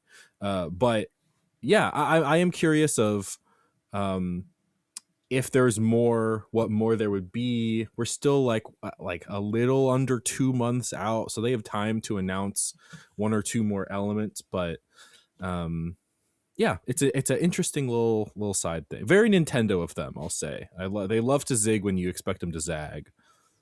Yeah, and I mean, is there anything else that we need to talk about with Mario Wonder? Because like it seems like what you got was just like some of the early stuff that they announced, not so much like the newer Yeah. stuff or anything like that's on the horizon that they maybe haven't announced yet. I did get to play as Rosalina, which was fun. Oh, okay. She's normal. See, it looks like Rosalina. What does she have like a special ability, like how like Peach can kind of float a little bit, or Luigi can jump higher in certain games? I was gonna say, I think in Mario Wonder, it's like basically everyone has the same ability set That's except right, for the yes. Yoshis and Nabbit, who like can't take damage from enemies. And Rosalina falls in the former category, so she plays like a normal character. There was a funny moment where we started out and the Nintendo representatives were like, just so you know, only one person can pick Rosalina. She's the new character we announced, so just only one person can do it. And everyone was like politely hovering over it, and I clicked it. Like I was like, I'll just do it. No one's jumping to play as Rosalina. I'll just do it. I might as well. Yeah. Okay, well, if she plays like everybody else, then I don't know how much other folks really missed out on it. yeah. And I didn't get to see co-star Luma, which is another thing I was interested in. Like there are a number of things here that I know are like better for kids, like young people that have never played the games before, that maybe would have trouble. And I'm talking like young kids, like 5 and under, probably, they just aren't as coordinated enough to like make jumps regularly, or would just want to be a Luma pointer on the screen or something. So in that instance there's good stuff, but also I don't know how I feel about that sort of thing being locked behind a $20 upgrade. So Yeah. it's interesting. Like it's weird that like that is one of the things that's like a $20 upgrade, and it's not even like meaningful really, aside from the co-star Luma, which you already had Nabbit and Yoshi if you wanted like a less experienced player. This is like even less experienced because you're just a cursor moving around and you're indestructible and all that. I don't know. Yeah, there's also a new assist. Like they added a new thing where you can't fall off cliffs now either. Right. Which is also helpful. But yeah, I would have, if I was Nintendo, and I'm not, but I would have done what they did with Animal Crossing, where you have a free Nintendo Switch 2 upgrade and then you have a DLC pack separate from that. And the free upgrade could be Rosalina, co-star Luma, and those like accessibility options. And then Meetup and Bellabel Park could have been everything else about it. Sure. But yeah, I think it's fine. I don't think it's gonna, change the world. I would be shocked if someone bought a Switch 2 for the Mario Wonder upgrade. So I'm curious how it will do for them. But audience aside, it is what they said it is, and I thought it was fun. I am just curious if there's anything else that they're going to announce that is going to make this feel good to drop $20 on it, because like if a new campaign is included, or like new levels, like if even just like one new world with like new wonder effects that we hadn't seen, I will be excited to drop $20, as opposed to like right now I'm kind of like I'll probably drop $20 just because it's Mario Wonder and I like Mario Wonder and I want the most complete experience, but like I feel like I'm not going to be thrilled about it. Yeah, is it in the expansion pass? I don't think so. You don't think so? Okay. Yeah, that's tough. Yeah, I don't think. I'm looking at the eShop page right now, and it doesn't mention anything about the expansion pass, or expansion pack. No, it does not appear to be. But all right, well, I'm just going to read it. Super Mario Brothers trademark Wonder Dash Nintendo Switch 2 trademark 2 edition plus Meetup in Bellabel Park coming out on Nintendo Switch 2 on March 26th. So hopefully we learn a little bit more about this expansion, and there's actually some more cool stuff that they have to show us, because I'm still kind of like, yeah, I'd be excited if this was like a $10 expansion, but $20 is a pretty steep ask price for this. But you saw some other games. You got your hands on some other games while you were out there visiting Nintendo in this event space that they rented out in New York. Let's jump over to another Mario-centric game, and that is Mario Tennis Fever. So you got to play this. I believe this was the first hands-on event that they had for Mario Tennis Fever, which is interesting. Yeah, coming out right around the corner. I think it's kind of one of those weird situations where it's like, this game is coming out very early in the year and nobody wanted to do an event around the holidays. So we're just going to jam it into this event that you went to in like late January. So talk to me about Mario Tennis Fever. Were you a Mario Tennis fan before any of these recent games, or is this kind of like your first real experience with it? I'm certainly not a Mario Tennis hater, but I don't think I'd call myself a Mario Tennis fan. I don't think I have Mario Tennis Aces, but maybe I played the technical test or something. Like, I definitely have played that game before, but I think it was in some kind of demo capacity because I don't think I owned it. But it's always something like I played Wii Sports Tennis is probably the most tennis I played in my life, but I thought it was fun, and I think I liked what little bit of Mario Tennis Aces I played. Mario Tennis Fever, it was we started out and we had a big wheel that we had to spin. Each person that was playing it to spin a wheel and would land on one of the rackets in the game, and you had to play with that racket. It was just as a way for us to get to test out all the different like Fever rackets. But that's the new mechanic in this game is you get to pick your racket, and they each have like a special Fever ability. And personally, I think if I played more, I would get used to it. But I found it very overwhelming, the Fever rackets, to jump into the game at first. There's a simplicity to tennis, obviously. It's a game that's very easy to understand the mechanics of, and then just getting used to the controls, that's one thing. The Fever rackets, I mean, it's like tennis if every character could use an ultimate ability from Super Smash Bros. Every 20 seconds or so. So it'll be like someone goes to return and then they hit the Fever shot, and then I turn the ball into a bullet bill, and if it hits you, you die and I win the point. Or I hit my button and it turns the ball invisible, and so now you have to like hear the ball or listen to where it bounces. I had one that I found kind of helpful where it created the one I got from spinning the wheel. I got a shadow double of myself, so there's two of us. So it turned our singles match. So I had a doubles game where I had like an AI controlled opponent. There's another one where that I did that was like a blooper racket where I would hit the ground, and if the opponent was in that area, they would get like ink on their screen like in Mario Kart, and they have to play around that. So it varies in its like intensity, and I don't know if you unlock stuff over time, but for this demo it was like, here is every character, there's like 30 characters, here's every racket, there's like 30 rackets. And there's a good chance that if you haven't played the game before, or if you're not familiar with it initially, you'll get into one of those situations where someone has a Fever racket that you just don't understand how to counter, much less have the skill to do so.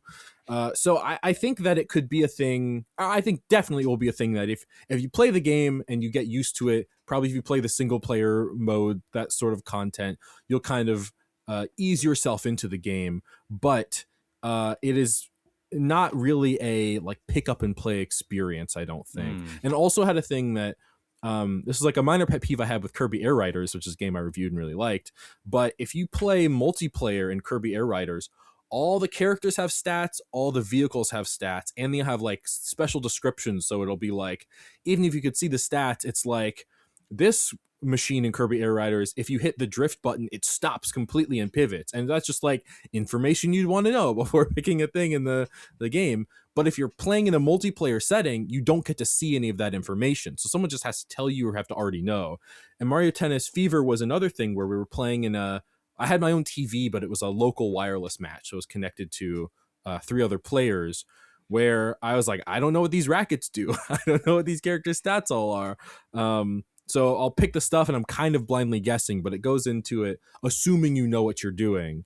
And it's a type of game that I would assume that like a Mario Tennis, the Mario as a modifier to a game like tennis is like, it's gonna be tennis, but it's gonna be fun and cartoony, and anyone can pick it up and understand it very quickly. And instead, there were a lot more variables than I expected. Yeah, like it almost sounds like they're trying to do a little bit too much. Like, I'm somebody who has played every single Mario Tennis game, I'm pretty sure. But like this, and they've been varying degrees of quality. Like Aces was pretty good on Switch. Ultra Smash on Wii U was pretty bad. And dating back to the N64, like I've gotten my hands on, I think, all of them.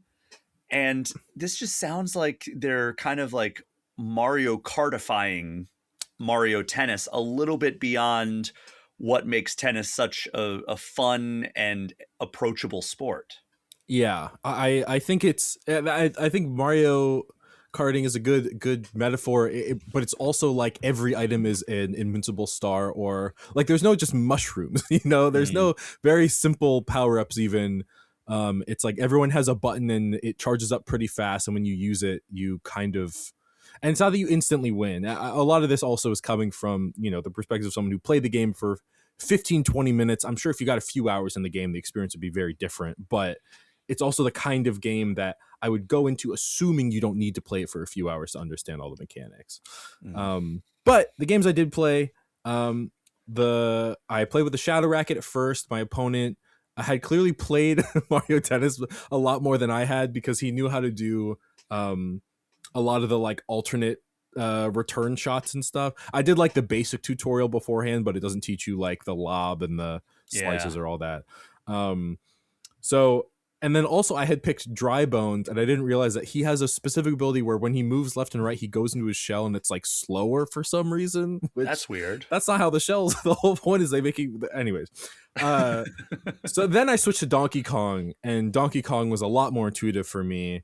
Does he look like the new Bonanza model? I think so. I'm pretty sure he does. I'm assuming they've swapped that out on all the kind of like ensemble cast games. And then I did some doubles matches. I won those thanks to my teammate Logan Plant, who was very good. And then I did 1v1s against Logan Plant and lost every time because it was terrible. We also did a like Wonder mode, so it's taking stuff from Mario Wonder, where it's a normal tennis match and then they introduce Wonder mechanics into it, and it's like you're not playing for points, you're playing for Wonder Seeds. But if you land a point normally, it just is a Wonder Seed. So that's like, it is the Wonder Seeds are points, but they're also not points, because in the middle of an event, something can trigger and change it Mario Wonder style. We had one where it was like that bit where the piranha plant starts singing. And so they were popping up, and then in ours, they were spitting tennis balls at us, and we had to aim the tennis balls at some Wonder Seeds. And that was also points to get.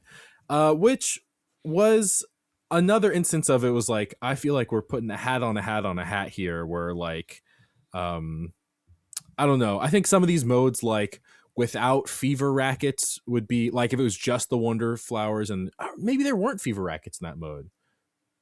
I know that some modes you can deactivate them. Yeah, I just remember finding the whole experience a little overwhelming. Which is not what you want from a tennis game. Like tennis, yeah. I got into tennis because of games like Mario Tennis on N64 and Virtua Tennis on Dreamcast, because they were so easy to pick up and play. And then I learned the rules of tennis through that. And then what did I do when I sprained my ankle and ended my baseball career in high school? I went out for the tennis team, having never played real tennis. And I made the team because I knew all the strategies and I was able to pick up and play Mario Tennis and Virtua Tennis. And I feel like they're losing something by trying to do too much with this one. Yeah, I think I agree. I also I'm so curious of like a hardcore Mario Tennis player. So it's one of those things, right, where it's like, if you're super new, I don't think Fever Rackets are really going to be a draw, but if you start playing it, they might repel you of being like, wow, this game's a lot more complicated than I thought. And then the other hand, if you're like really into Mario Tennis, you might be like, what is all these bells and whistles that are getting added to the game? So yeah, I don't know. That was probably you can turn off the Fever Rackets, at least in like single matches, they said. Yeah. Which seems like maybe that'll be my preferred way of playing. We'll have to see once I finally get my hands on the game. But like for now, I don't know. My thing, it's also a thing of like, so we turn the Fever Rackets off, but that's like the game. Like that's the main reason we're playing it. So if we turn it off, to me, there's a sense of like, why am I getting a new Mario Tennis game if I'm disabling the main feature? Yeah, I would say that was probably my least favorite game I played there. For all the reasons I said, I still had fun with it, but it was, it definitely didn't click the way a lot of this other stuff did, I would say. All right. Well, Mario Tennis Fever is like next week, isn't it? Like, I think so, yeah. I'm pretty sure Mario Tennis Fever is next Friday, like literally a week from when this, let's see here. Mario Tennis Fever, it is coming out on February 12th. So yeah, 1 week from when this episode hits, which is wild to me because I feel like it really has snuck up on us. And that is, so I guess next week we'll talk about our review of that game. But yeah, I mean, I'm sad to see that we've both been at least somewhat negative on the two experiences we've talked about so far, which are, I would say, the two most exciting games that you're going to be talking about coming into this, for me anyway, as a big Nintendo fan. But you did get to play a couple of third-party games as well from our good friends over at Capcom, and that is Resident Evil Requiem on Nintendo Switch 2. We talked about the multi-platform version last week, but you had a chance to get your hands on the Nintendo Switch 2 version, and then also Pragmata, which is one I'm like super curious about. So go ahead, talk to me about these Capcom games you played. Yeah, so I hadn't played either of them yet. They've been in demo form at like a number of gaming events, and then the Pragmata demo is, I believe, public on PC right now. So it's not, neither of them were like new experiences with the game, but I was like very impressed with both of them, and specifically how they ran on the Switch 2. Like it was a surprise in a very pleasant way, where I was kind of like, I'm excited to play Resident Evil Requiem for the first time, despite the fact that it's on Switch 2. And by the end of my demo, I was definitely like, oh, I could just play this whole thing on Switch 2 and I think it'd be fine. So the Resident Evil Requiem demo I played, I just got to play as Grace. I didn't play as Leon. And it's a demo that I think we wrote about it at Gamescom, and I know Marcus played it at Summer Game Fest last year. But it is, you're playing as Grace, and you're running away from this like persistent enemy who's this like giant mutated woman in like a hospital gown. Terrifying. And it ran great. I thought it looked pretty good, all things considered. It was definitely like a downgrade in the visual quality, but it wasn't like the frame rate was all normal to me. And I was going to say, it has more to do with like, if you were playing on PC and you set your graphics from like high to medium, where it's like the game performs the same and it's still very recognizably the same game. It's just tuned down a little bit graphics wise, but it's not enough that it felt like a completely different experience, the way Nintendo Switch games, Switch 1 ports could sometimes feel, where it was like, this is really struggling, or this is clearly not the best place to play the game. Yeah, and I came away very happy with that port. And then Pragmata was the same deal. I would say the visual issues were on Resident Evil. It was clearer in like the character's hair. It wasn't as full. There's like something in the RE engine, like the way that they render hair. Pragmata, it was clearer in some of the like very detailed sci-fi textures on the walls and stuff. But that game was smooth. Like the frame rate was locked in. And that game, if you don't know what it is, which it's kind of a weird game, it is a third-person shooter where every enemy you fight, the first thing you do when you aim at them is you have this little puzzle where you navigate a cursor through a grid. And it basically is you're playing as this guy named Hugh, who's an astronaut, and he has this robot girl Diana on his back.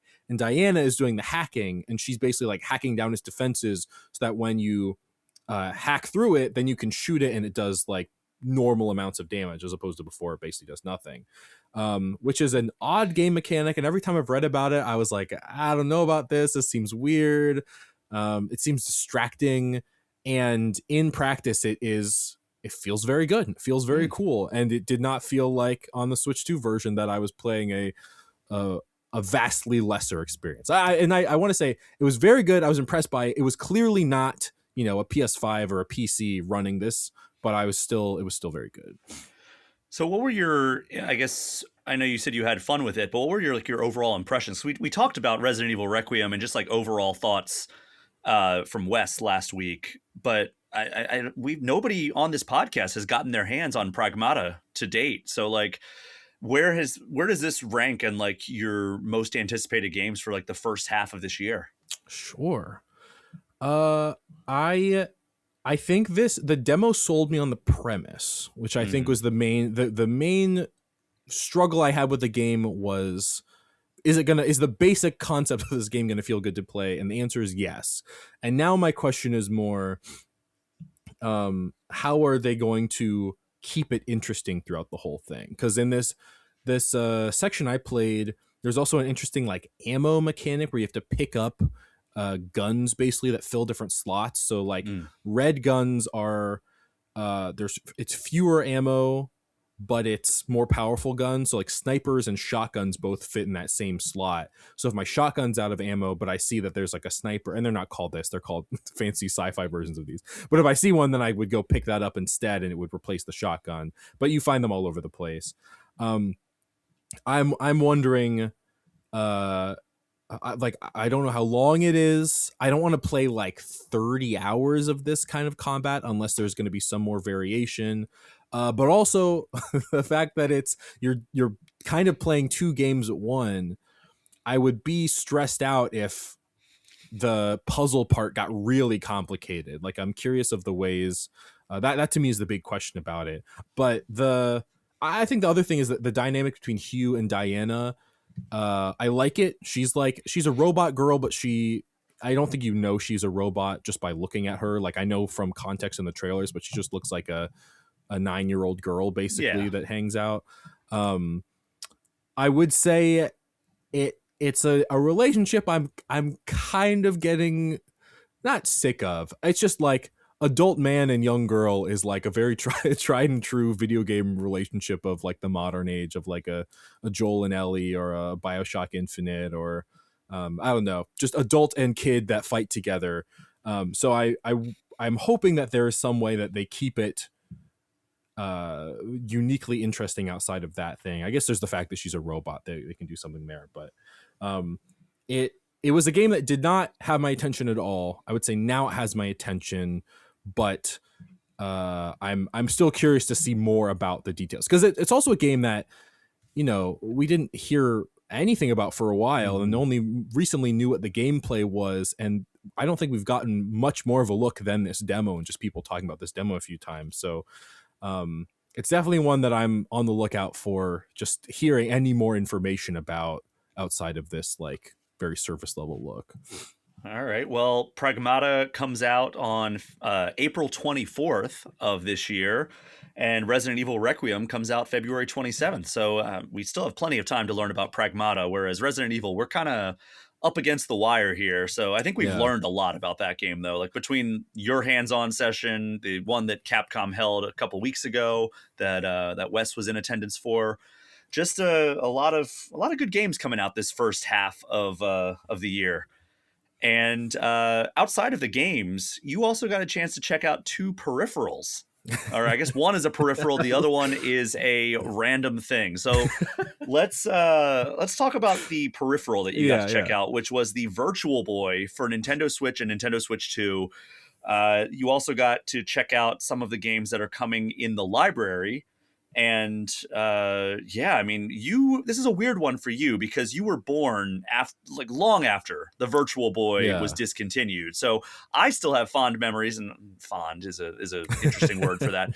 I still have memories of going to a Toys R Us and seeing a Virtual Boy like across from the N64 or whatever it was, either N64 or SNES, and being like, oh, this is like a new Nintendo thing, and then playing it for like 5 minutes in the aisle of the video games in that Toys R Us, and walking away being like, I never have to think about buying this ever in my entire life. And sure enough, I was not alone, because everybody else said I never have to think about buying this red apocalypse that it ended up being. But you, based on your preview, came away pretty impressed by the Virtual Boy.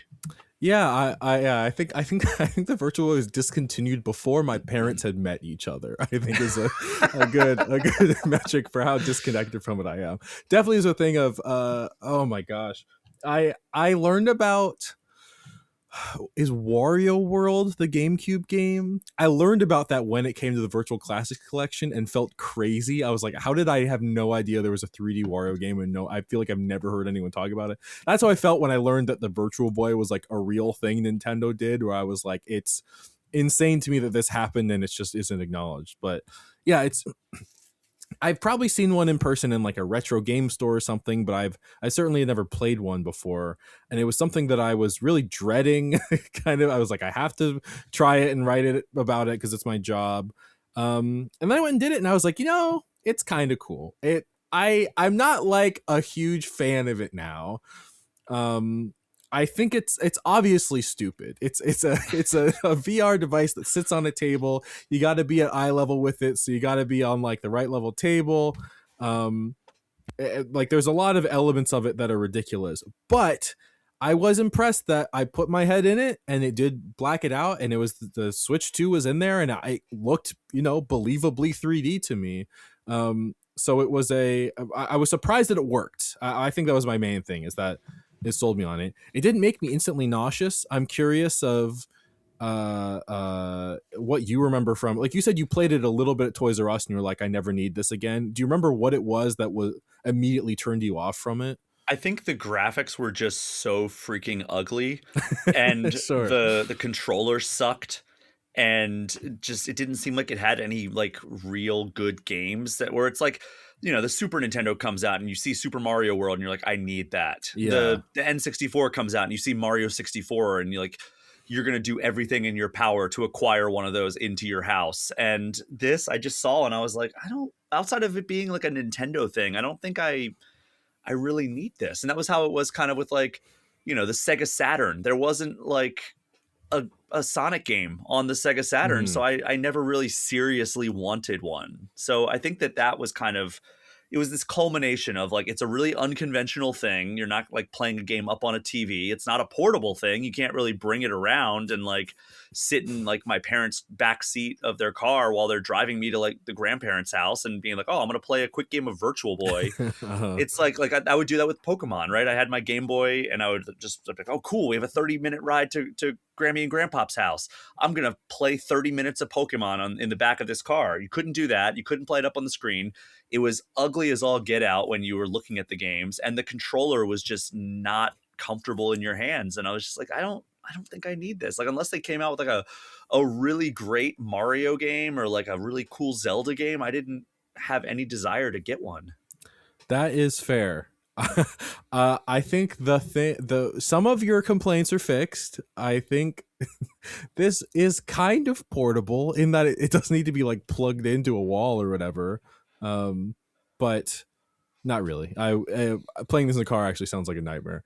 You can use a Switch 2 controller, so that's normal. And I think the graphics were, and I don't even want to say ugly. They were ugly in the sense that it was like from the mid 90s and wasn't, modern graphics, but it wasn't offensive to look at. I think I was expecting to like really have to strain my eyes or that it would make me nauseous in some way.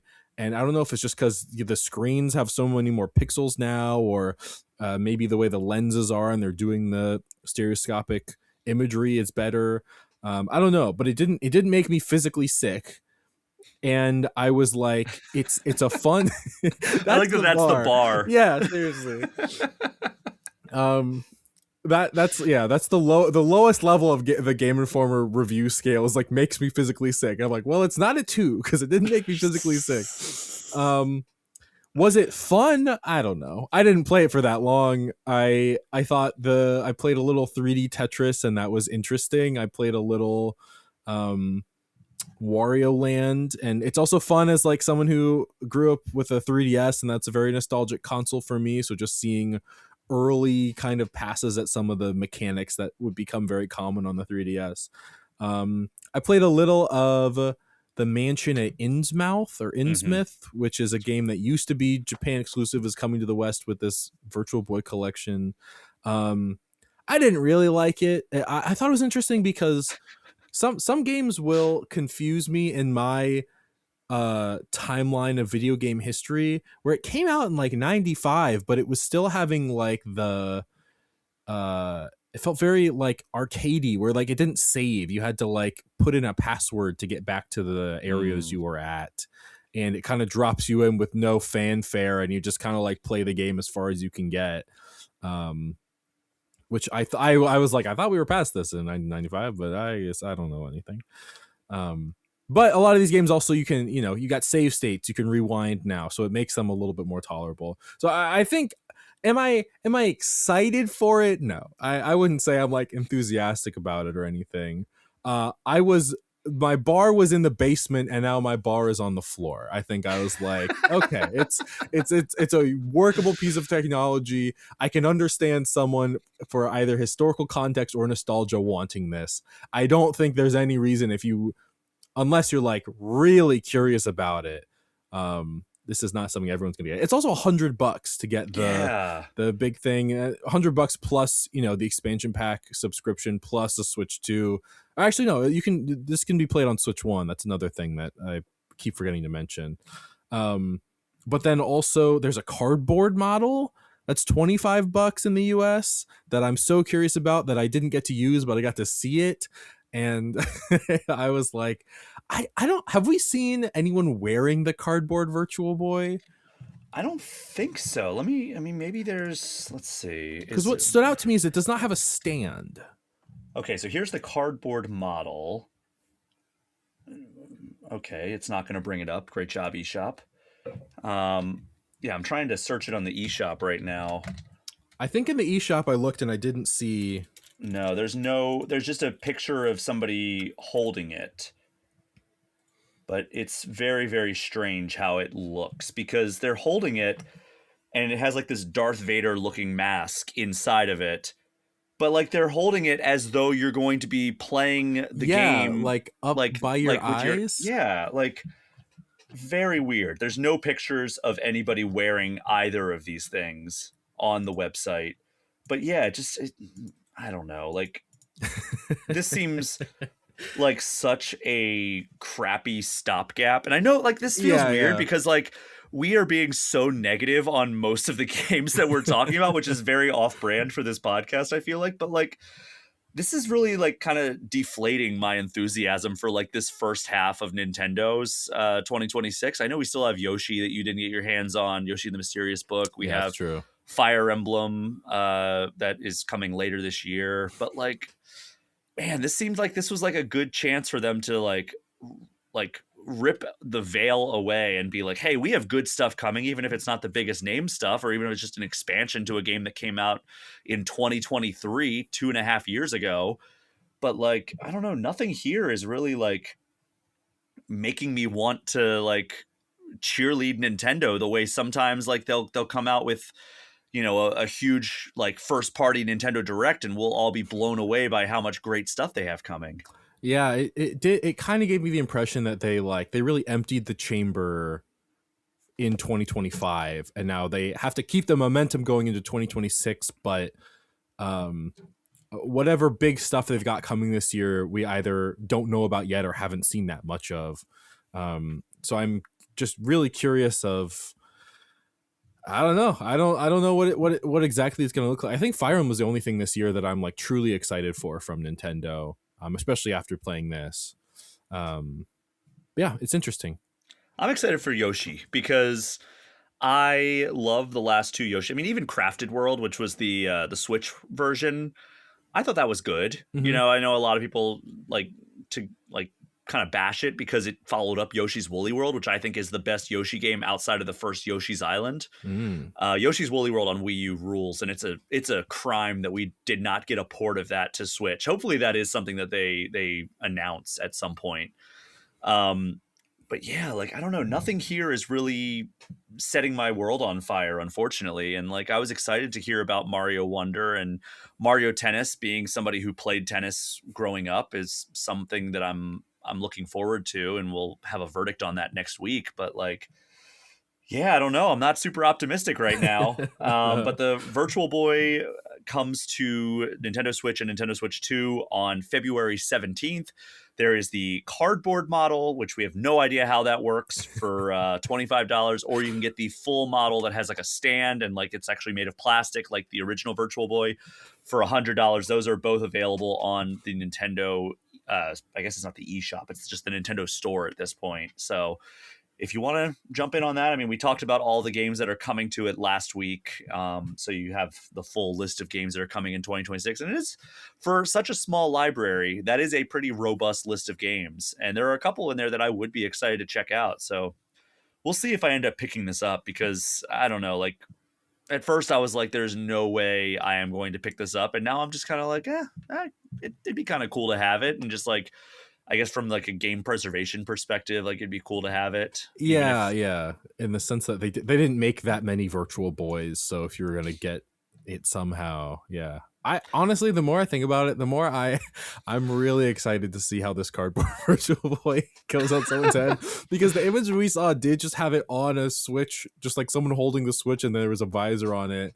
And like, if that's how you wear this thing, that's gonna be so funny. So you just have to hold it up with your hands in the like up to your face the entire time, is kind of the way they've advertised it so far. Like the concept that they're like, we brought the Virtual Boy back and we somehow made a more embarrassing way to play it is like so funny to me.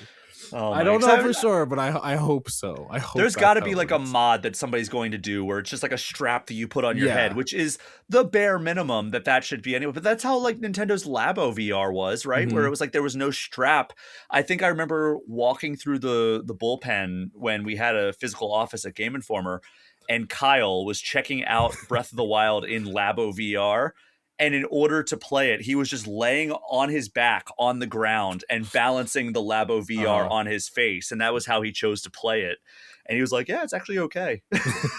I'm like, that looks like just hell on earth playing that version. Oh, that's so But all right, that comes February 17th. And then you got to check out one more thing. And we're going to stop messing around and saving the best for last here, because you got to hang out with Mr. Talking Flower, the physical manifestation of the flower that everybody either loves or hates from Super Mario Brothers Wonder. Now you can get it physically in your living space. Talk to me about what this thing is, because I at first I thought like I am going to absolutely pick this up. And then they put out the trailer of what it does, and I was like, why does this exist? And this seems like the worst possible thing I would ever put in my house. Yeah, so funny. It's nothing really. It's like, so it's a little toy. It looks like the talking flower, and when you turn it on about twice an hour at random intervals, it'll say something to you from a list of pre-recorded phrases. It can also talk when you press the button on it, and you can do that as many times as you want, and then it'll just keep going. But it's a very, very underwhelming device, and the preview space was full. Like there was like 2 or 3 sitting around the Mario Wonder area, and there was one on its own you could go up and see. And I asked the people running, I was like, hey, by the way, is this on right now? Like, are we gonna hear it? And they're like, oh yeah, but like the game speakers are really loud and there's other people running around, so you probably won't hear it. So it was like, it's on, but if there's a lot of people, you can't hear it say anything. So I guess the ideal scenario is it sits in your quiet bedroom and then you hear it say something crazy every 2 hours. You can also, I think you can set it to say like the hour at the top of the hour. The commercial said that it it can detect the temperature of the room and remark on the room temperature. So what, he's gonna say like, yeah, it's 68 degrees in here, it's kind of chilly, like Yeah. what? It's almost like if they if it didn't talk at all, if it was just a statue, I think it would be like, oh, a normal statue of this flower, that's funny, it could just kind of exist in the home. And instead it has this voice box in it that is so odd and specific, and we were all joking about like getting it, switching it into a different language, and like hiding it in someone's ceiling and just waiting for them to go crazy. As like, I swear someone's in here speaking German, but I don't understand it at all. That honestly is the coolest part of it for me, is that there's like multiple languages. I'm looking on the eShop page right now. It doesn't say how many languages it has, I don't think. It says set the spoken language, sleep schedule, and more. That requires 2 AA batteries and a Phillips head screwdriver, neither of which is included. It's not compatible with Nintendo Switch or Nintendo Switch 2. That would be a cool thing if it like would remark on like the game that you're playing or something like that. Like, Yeah. But no. And here are some example catchphrases that it will just say at random, that if you put it like in your kitchen and you're like laying in bed at night, from a distance, you will hear somebody in your kitchen say, I think you're neat. Or, where am I?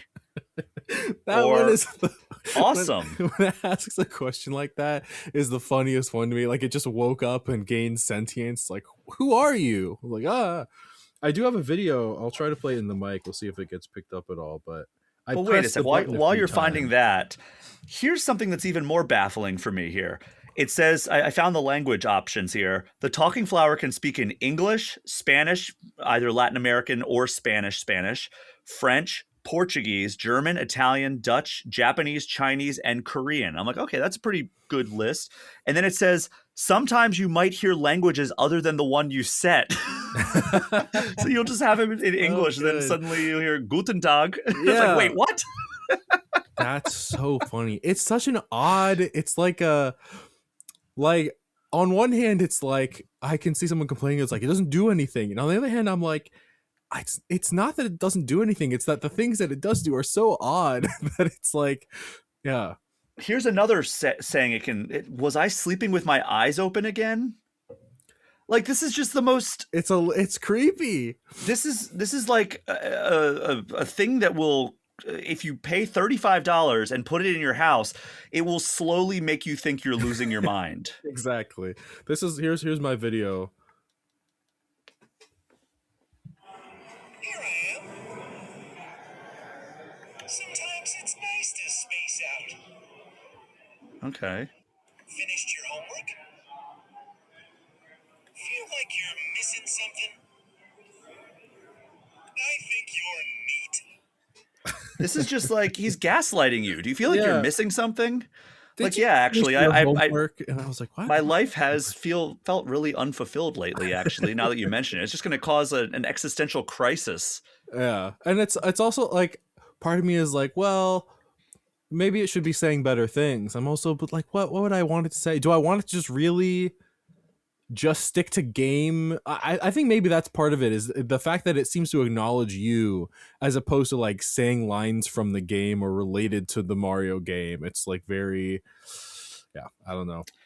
I'm trying to figure out which thing I am less interested in putting in my house, this or Alarmo. I feel like this wins in terms of like me not wanting to put it in my house. Yeah, Alarmo. The thing about this is you can turn the sound off and it just is a statue, whereas Alarmo is like differently creepy to me. I don't know. I think that was also what was strange to me, is I think I would have assumed that this would have been an Alarmo spin-off where it's like, oh, here's a new talking flower Alarmo, but it's like, no, we made a different clock adjacent Nintendo toy. Honestly, that would be a cool thing to do, is like have it so it doesn't sync with your Switch or Switch 2, but you can pair it with your Alarmo, and then like you can have the talking flower wake you up instead of the Alarmo waking you up. There's so many better things. Like, there should be like voice commands on this, like even if it's just like a small subset of like, talking flower, what time is it? Or talking flower, what's the weather like today? Like stuff like that would make this so much more desirable. Like I was ready, if there was any kind of utility to this thing whatsoever, to buy this and put it in my house. But like now I'm like, I don't want just some like strange toy talking twice an hour until I tell it not to, because there is a quiet mode and he'll say quiet days can be nice too. It's like, no, you're going to live a quiet existence, my friend. Yeah, I can't imagine. That's the other thing is like, I can't even imagine someone keeping this on for more than one day. Like, that's the thing, right? It's like, it would be fun for like the first couple of days, and then you're just like, okay, I'm removing these batteries and putting them elsewhere. Yeah. It would just start startling me. Yeah. Like, I couldn't even have a Google Home in my house because I would be podcasting. I'd be recording this very podcast, and then I would hear it trying to respond to me upstairs. It would be like, let me look up Super Mario Brothers Wonder. And I'm like, no, I was talking to my podcast guest. And it's just like, this would be like, it wouldn't be responding to me because there's no voice prompts. But I would just be like in the middle of a podcast and it'd be like, I think you're neat. And I'm like, oh my God. I'm thinking now, I want to do a Game and Farce article where we make up that there's DLC coming to this that adds creepy or obtrusive phrases where it'll just be like, Alexa, turn off the lights. Or like, help, somebody save me. Well, and just that's like what they stuff did that concerns your neighbors. The most, I think, unethical thing that Nintendo has done in recent years was with those Lego figures that they have, that Mario can talk, right? Like he'd say like, let's go and stuff like that. And then there was a firmware update where before they announced that they were getting a Luigi figure, they updated the Mario figure to start crying out for Luigi. And I'm like, that is so manipulative towards kids. And like, that's suddenly crazy. like Mario's just acting like he's all alone and he needs his brother. And it's like, of course that's going to drive kids insane, being like, Mom, we need to get Mario his brother. And it's like, that kind of crossed a line for me. Yeah. This just seems like they could, I mean, maybe, I don't know if there's like even an update infrastructure in this. Probably like, not. I was curious of how it talks about the temperature, where I was like, does it connect to the internet and like learn the recent weather, or is there like a thermometer built into it? Like, how is it determining any of those things? I don't know. Yeah. I understand how a clock would work, but we weren't allowed to like pick it up or mess with the settings or anything. So also, I don't really know how it works. I just got to hear it talk a few times. There is nothing on here. I'm just reading the descriptions here, and the more I read, the more bewildering this device gets. So it says there's nothing about Wi-Fi capabilities here. And it does say your talking flower can announce the hour, and then in parentheses, mostly accurately, comment on the time of day and temperature, and even play select background music. And then there's another section here that says, if you'd like, you can set a bedtime and wake up time, which presumably it would, not talk during that time. Could you imagine any scenario where you're like, I'm going to sleep, I still want the talking flower to talk every 30 minutes? Yeah. Also, like, it said that in the trailer where it was like, and it'll say the top of the hour, usually accurately. And I'm like, what do you mean usually accurate? And then if it's usually accurately, is the awake time and bedtime, like, how accurate is that going to be? What does that mean? What device is governing its time detection? It's either you have a clock or you don't. Like, how is it losing count? How is it only a little bit? We've had clocks for so long. Yeah, surely it would just be a clock. I don't understand this. Like, the talking flower is the most bewildering thing since Alarmo, easily. Probably more bewildering than Alarmo. At least Alarmo has some sort of like usefulness to it. Yeah, the fact that the talking flower makes Alarmo seem like a measured business practice, I think is very funny. It's like it makes that seem like a very normal product, that this is so confusing. Well, Charles, this has been an illuminating segment of the All Things Nintendo podcast, and I apologize to everyone that we were so negative about most of the games that we talked about, most of the devices that we talked about. But man, I came away from this event that I did not even attend feeling a little confused by what Nintendo is doing in the first half of 2026. There's one other thing I didn't mention about this, which there's no article I could write about this because it's not relevant to games really. The food here was excellent. Oh yeah, they do a good job. I did the Donkey Kong Bonanza event, and the food there was quite good as well. I was ready for. I've been to other event like Summer Game Fest is like the biggest event, and you'll go in and they'll have like cookies or like little bags of chips, and this was like, tuxedoed waiters coming out and being like steak frite bite, or there was one that gave me a truffle grilled cheese bite and a tiny shot glass of carrot turmeric soup to dip it into. Like, it was so bougie and fancy. I felt like Bruce Wayne in like a comic book style fancy charity gala. So that was great. I had a great time eating there. They had a banana split bar for Donkey Kong Bonanza, which was quite tasty. Yep. But all right, well, I guess that's all we've got to talk about, Charles. I mean, I wish we could have ended on a more positive note, but I think this is a fun segment, learning about all the games that Nintendo has kind of on the horizon. I mean, I'm assuming we'll learn more about Yoshi and the Mysterious Book and Fire Emblem in the coming months, but for now, I mean, this was a good look at what we have to look forward to on Switch 2. So yeah, thanks so much for joining me for this episode of All Things Nintendo. Thanks for having me. And thank you so much for everyone for listening. As you know, the Patreon and its associated Discord server are the best ways to get in touch. But you can also email me at brian@allthingsnintendo.com or hit me up on Instagram or Blue Sky at Brian P. Shea. Charles, let everyone know where they can find you online. You can find me anywhere online at ChuckDuck365.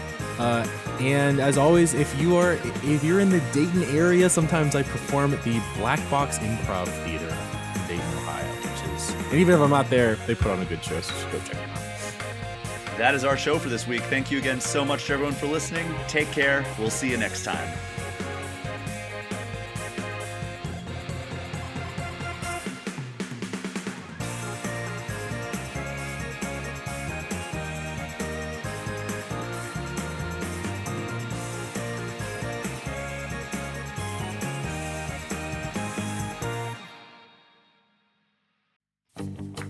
Thank you so much for continuing to listen to the All Things Nintendo podcast.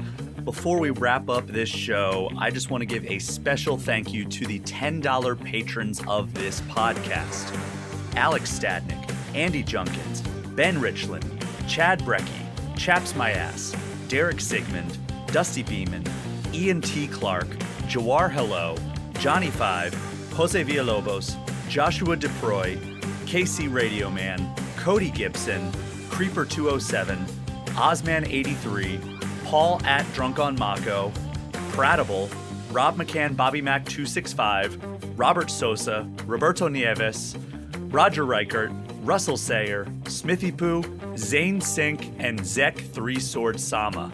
Thank you so much for continuing to support me and allowing me to do this week after week.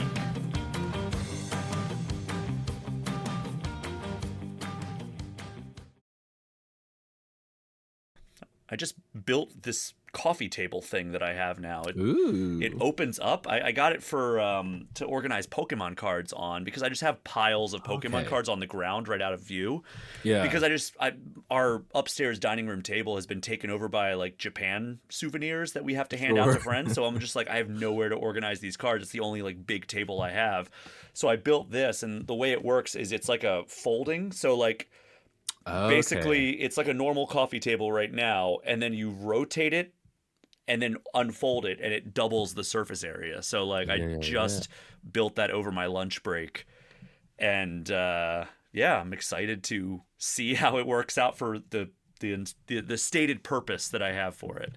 It kind of looks like a fireplace through this webcam. I'm gonna retrofit it to be an electronic fireplace.